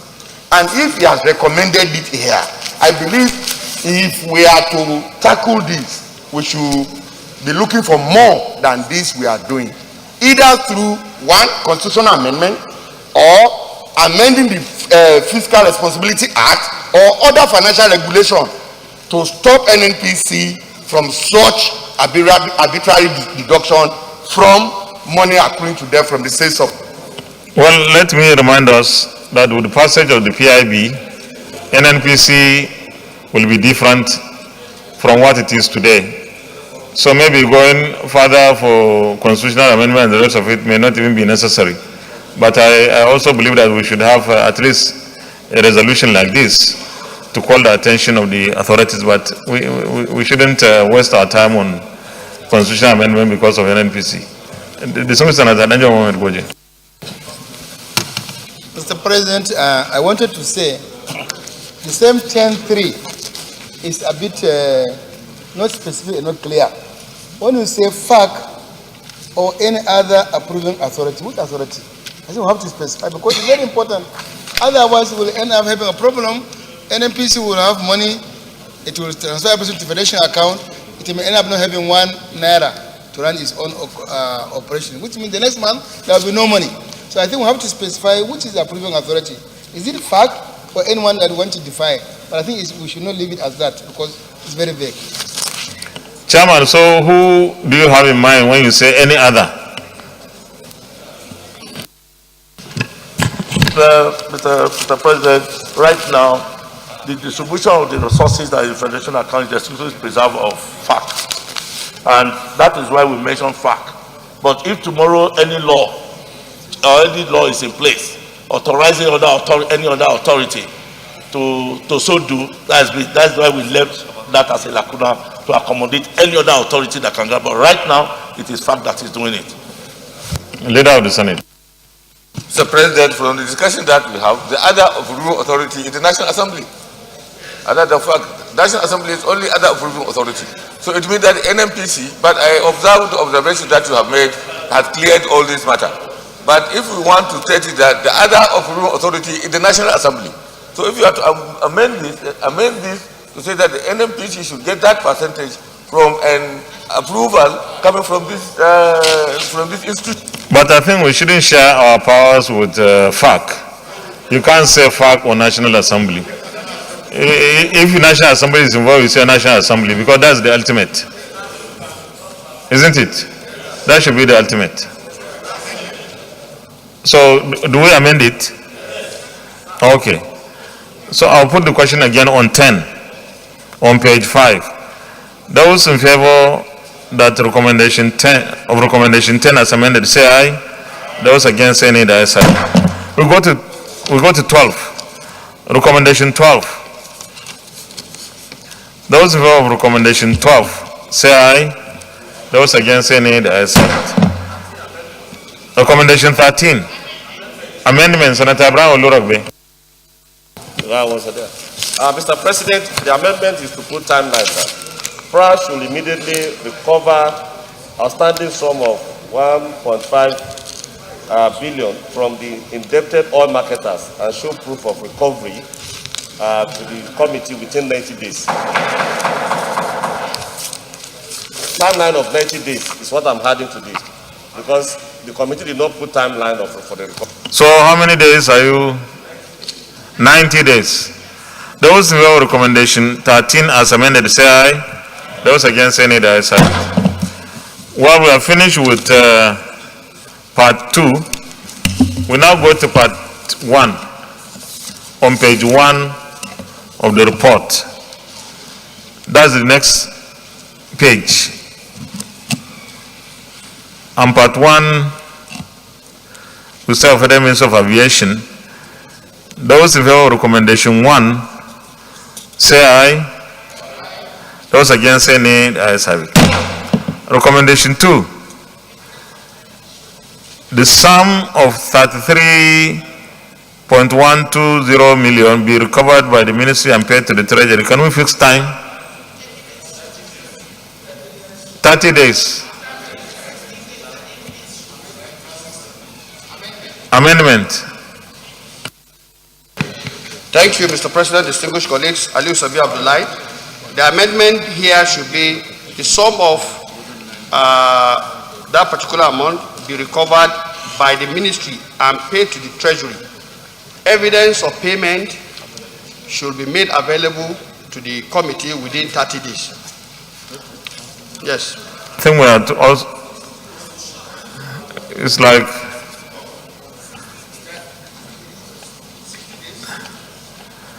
who is going to make the payment? The Federal Minister of Aviation.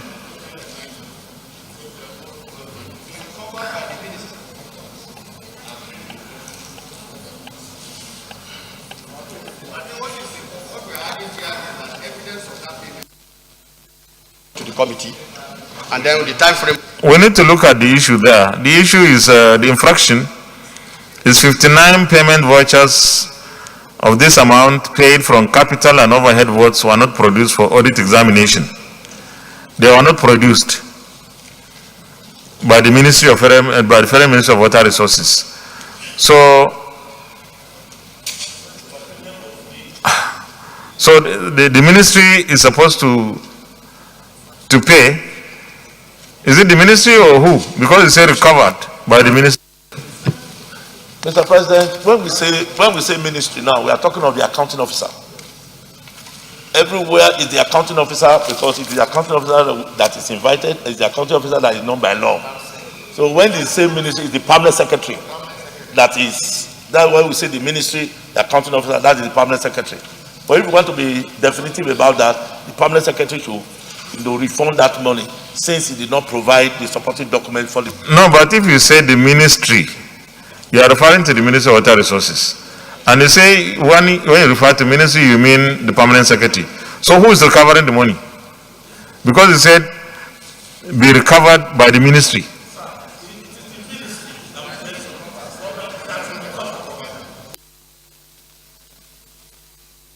Accounting officer. Can we change this word recovered to refund? No, it's just to put it in a better context, because the ministry to refund. Yeah?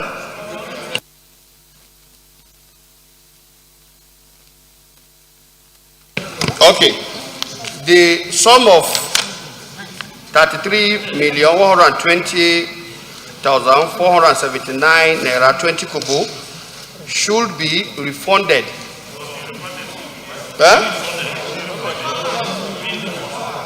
Well, the ministry is now paying back into treasury.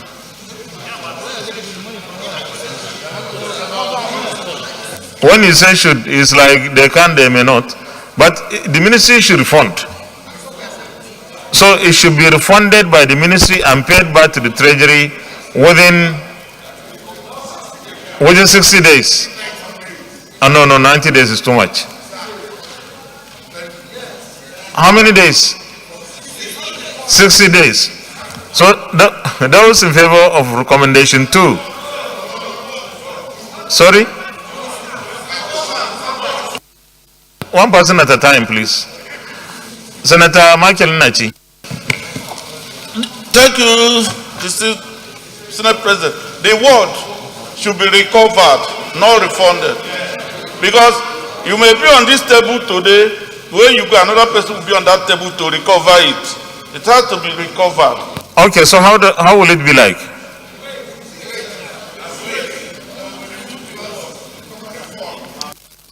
No, let's hear from you. Do you want it as it is? But when you say recovered by the ministry, how can the ministry recover from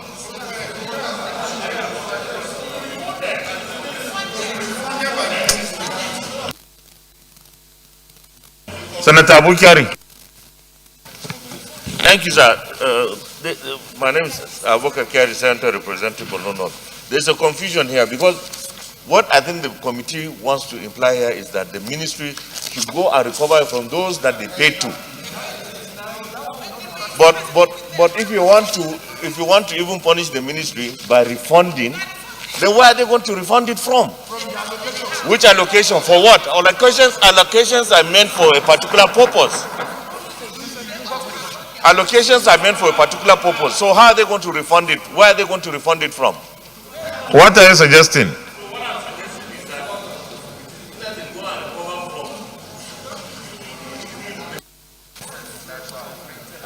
And then pay back into the treasury. I think we should leave it as the way the committee suggested. From the payees, those that they paid.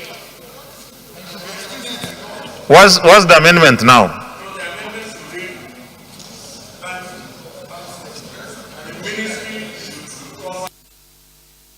$3,120,479 naira 20 kobo from those that were paid. and paid to the treasury.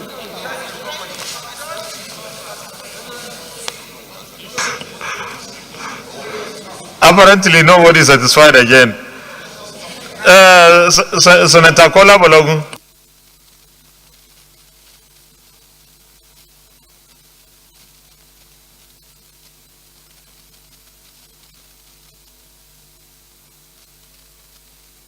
Okay, if you say recover instead of recovered, I think it will be better than recovered.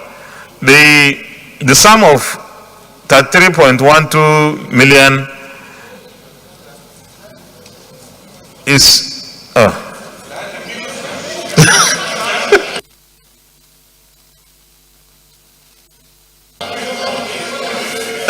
Senator Ibrahim Hassan.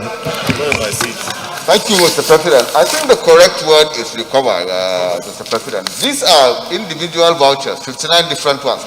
The ministry has the records because they didn't even give us the vouchers to know who was there. So instead they should go and make a recovery from those individuals. So you want it to remain as it is? Okay. Senator Bladon. Mr. President, I am of a very strong opinion that for as long as this recovery is on the ministry, every ministry has a monthly allocation. And if we don't want to belabor this issue,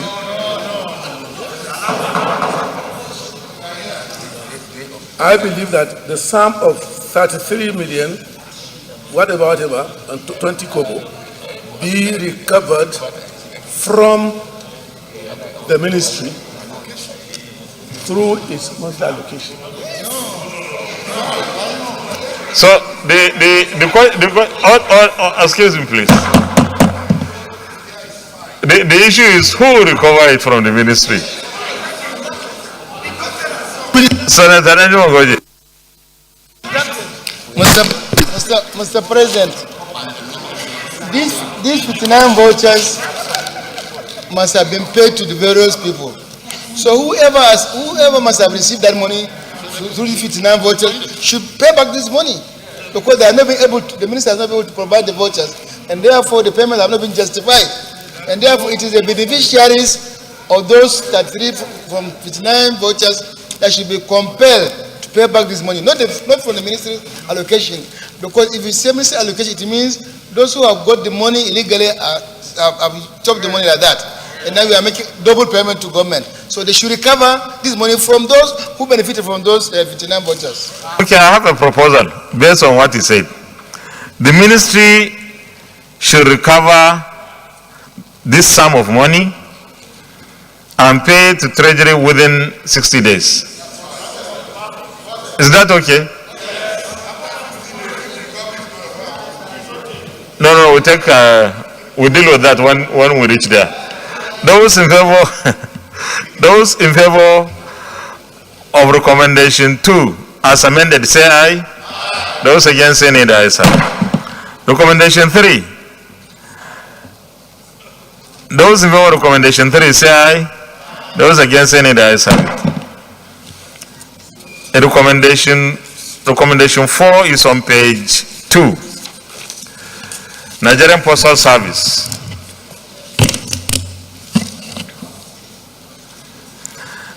And I think we need to tie time 60 days.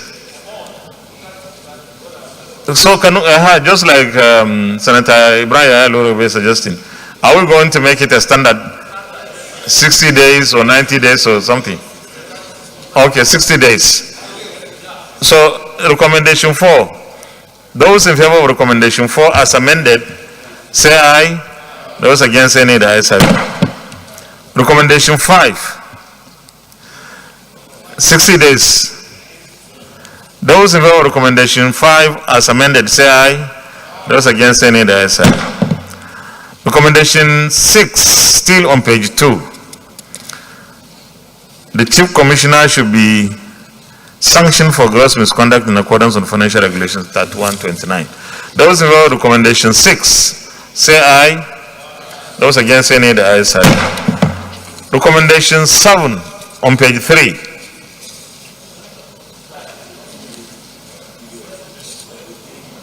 Those in favor of recommendation 7 say aye. Those against say nay.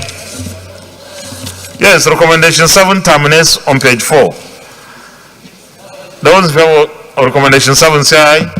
Those against say nay. The ayes have it. Recommendation 8, Federal Ministry of Power, Works and Housing. Those in favor of recommendation 8 say aye. Those against say nay. The ayes have it. Recommendation 9 on page 5. Those in favor of recommendation 9 say aye. Those against say nay. The ayes have it. Recommendation 10. Those in favor of recommendation 10 say aye. Those against say nay. The ayes have it. Recommendation 11, National Population Commission. Those in favor of recommendation 11 say aye. Those against say nay. The ayes have it. Recommendation 12. Those in favor of recommendation 12 say aye. Those against say nay. The ayes have it. Recommendation 13. Those in favor of recommendation 13 say aye. Those against say nay. The ayes have it. Recommendation 14. Amendment. Senator Ayo. Thank you. Thank you, Mr. President.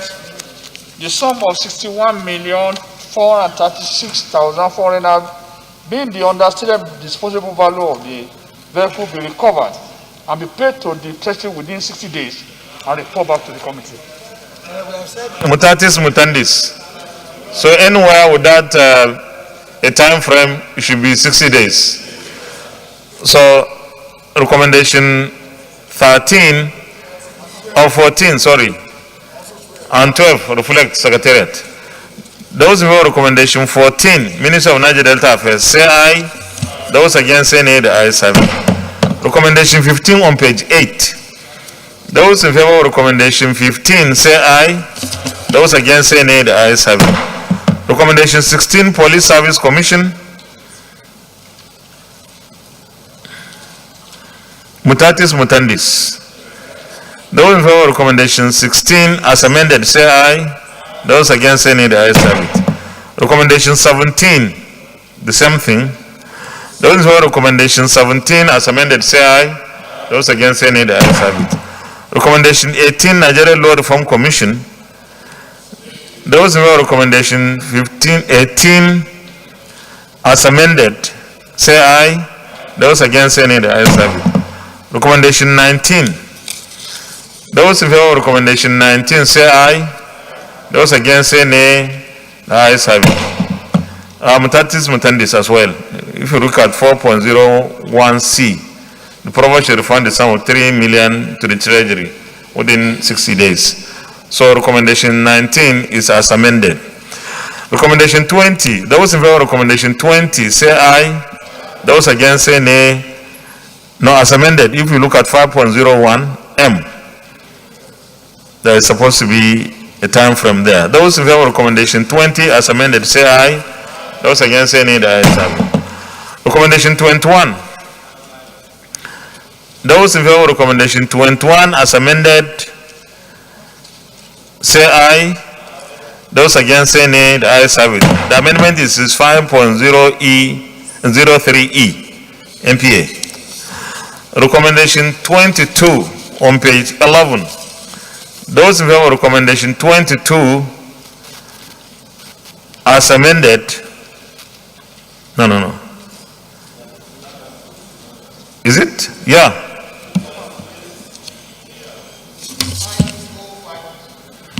But when they say they should refer the contractor to EFCC, don't you need time? But that one should not be 60 days. Yeah? 30 days. Yeah, if you are referring someone to EFCC, it should be a short time. 30 days. Okay, those in favor of recommendation 22 as amended say aye. Those against say nay. The ayes have it. Recommendation 23 on page 12. Yes?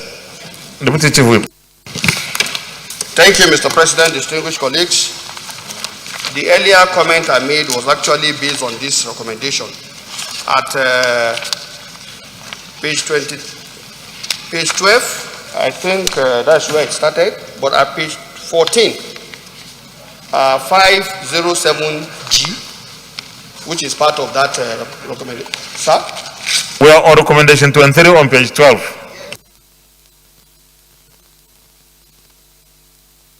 Yes. It started at 507A on page 12. It goes on up to page 14. My amendment is on page 14. That is 507G. Here they are saying the ministry violated financial regulation 3117, subsection 1 and 2. Therefore, the officers involved should be identified, demoted in ranks, and transferred to other schedules. So this is where I want to make some. So the correction I want to make here is, therefore, the officers involved should be identified and presented for disciplinary action in accordance with the extant rules regulation. No. Here they are already saying, we are saying demoted. We can't demote people sitting here. Recommendation as amended. Those in favor of recommendation 23 as amended, say aye. Those against, say nay. The ayes have it. Chairman, that thing you said there is not there. You said demoted. Recommendation 24. The same thing. Mutatis mutandis. Those in favor of recommendation 24 as amended, say aye. Those against, say nay. The ayes have it. Recommendation 25 will have to be amended, time frame 60 days. Those in favor of recommendation 25 as amended, say aye. Those against, say nay. The ayes have it. Recommendation 26. Those in favor of recommendation 26. Why is the amendment? Okay, yes, EFCC. Those in favor of recommendation 26 as amended, say aye. Those against, say nay. The ayes have it. Clerk, wherever you see EFCC is 30 days. Recommendation 27. Recommendation 27. Those in favor of recommendation 27, say aye. Those against, say nay. The ayes have it. Recommendation 28.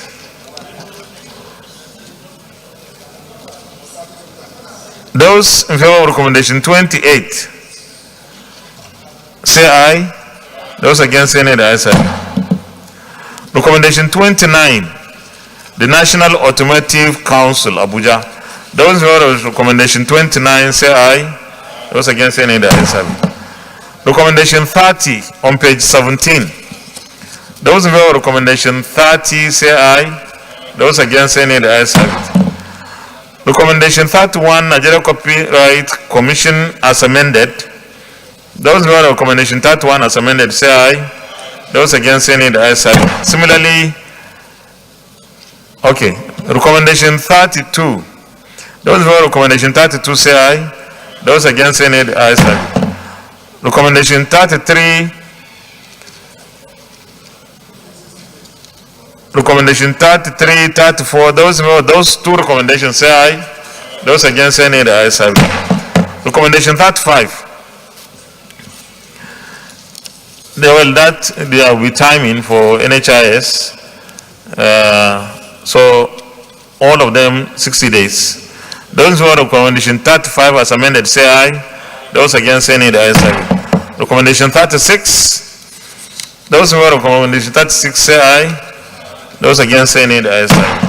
Recommendation 37 on page 19 are amended as well. Those in favor of recommendation 37 as amended, say aye. Those against, say nay. The ayes have it. Recommendation 38 is on page 20.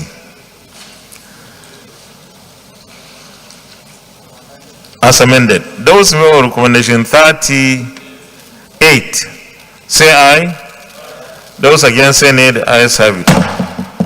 Recommendation 39. Those in favor of recommendation 39 as amended, say aye. Those against say nay, the ayes have it. Recommendation 40, University of Uyo. Senator Ladon. Yes, that 39, it just says Federal University of.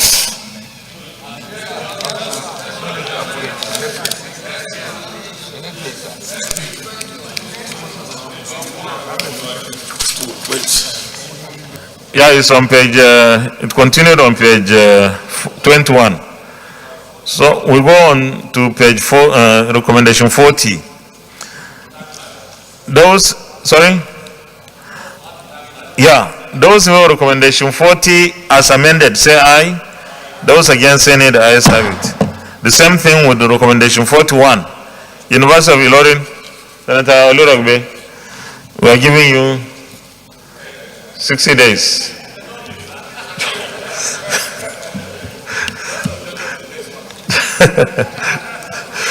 Those in favor of recommendation 41 as amended, say aye. Those against say nay, the ayes have it. Recommendation 42, 43, yeah, 43,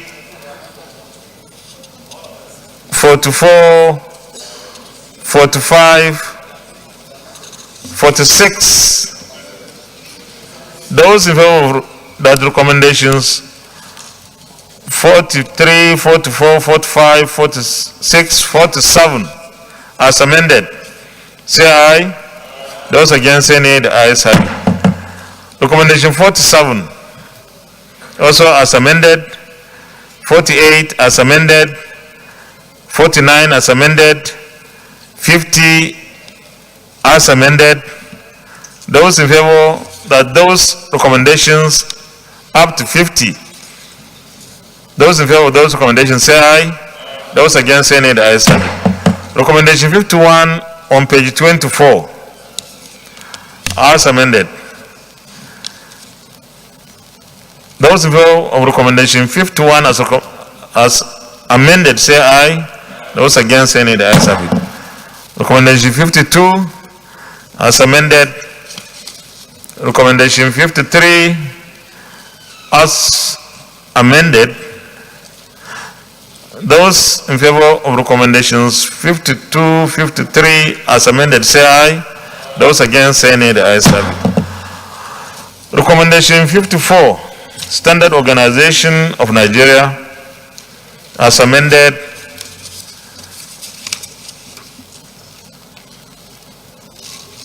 Recommendation 55 as amended as well. Yes, Senator Samuel. 55, the query and recommendations are at variance, where the query is that the motor vehicles worth 49.6 million naira purchased in 2050 were not found, and nobody should have accounted for it, and no report was made.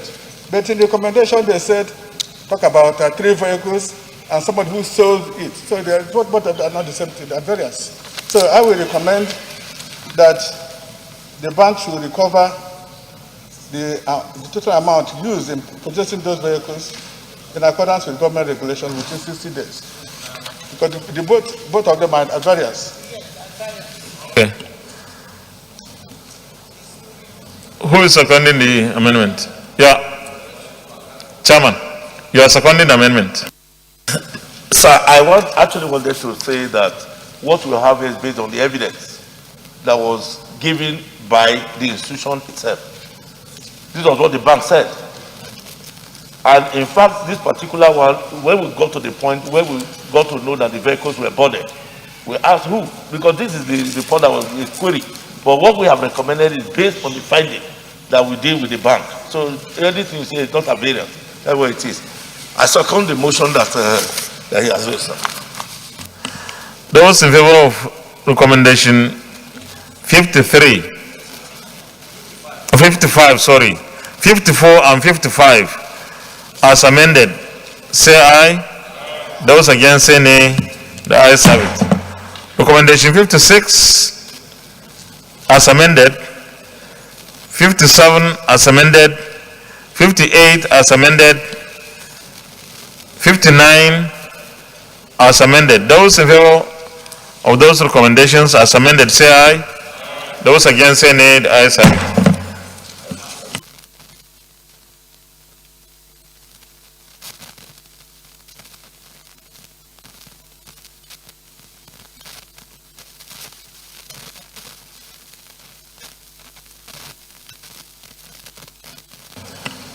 Distinguished Senator Ibrahim Gobir.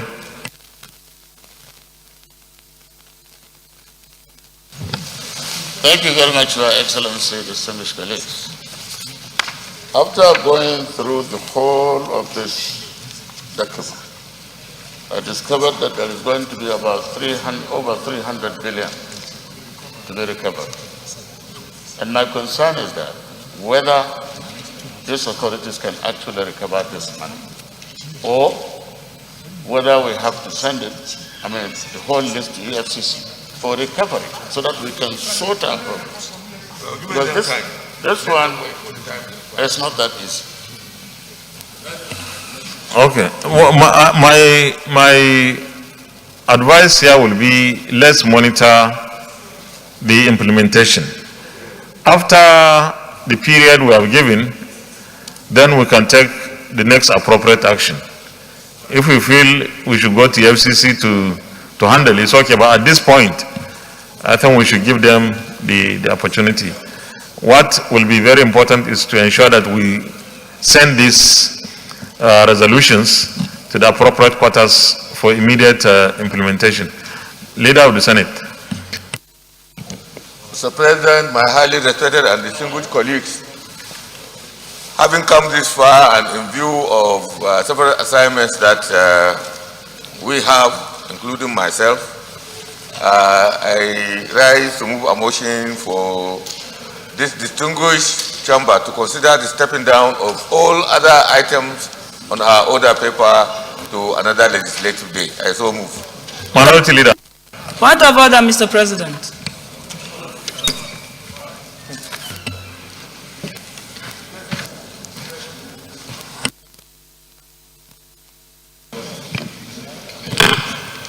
Thank you, Mr. President. I rise on the motion moved by the leader that all other items in the order paper be step down to another legislative day. Thank you. Distinguished colleagues, those in favor of the motion that we stand down to consideration of all the remaining items on the order paper, say aye. Those against, say nay. The ayes have it. Distinguished colleagues, the clerk, you should distribute the copies of the report of our committee on the INEC on the Electoral Act Amendment Bill right away.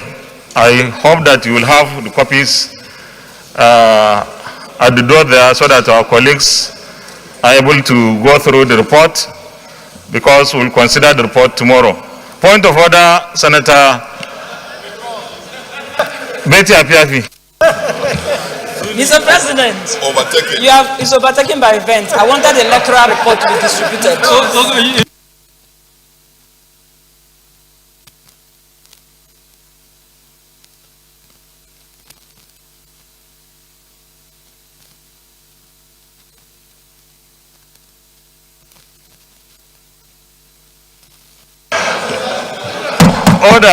Leader, move for adjournment.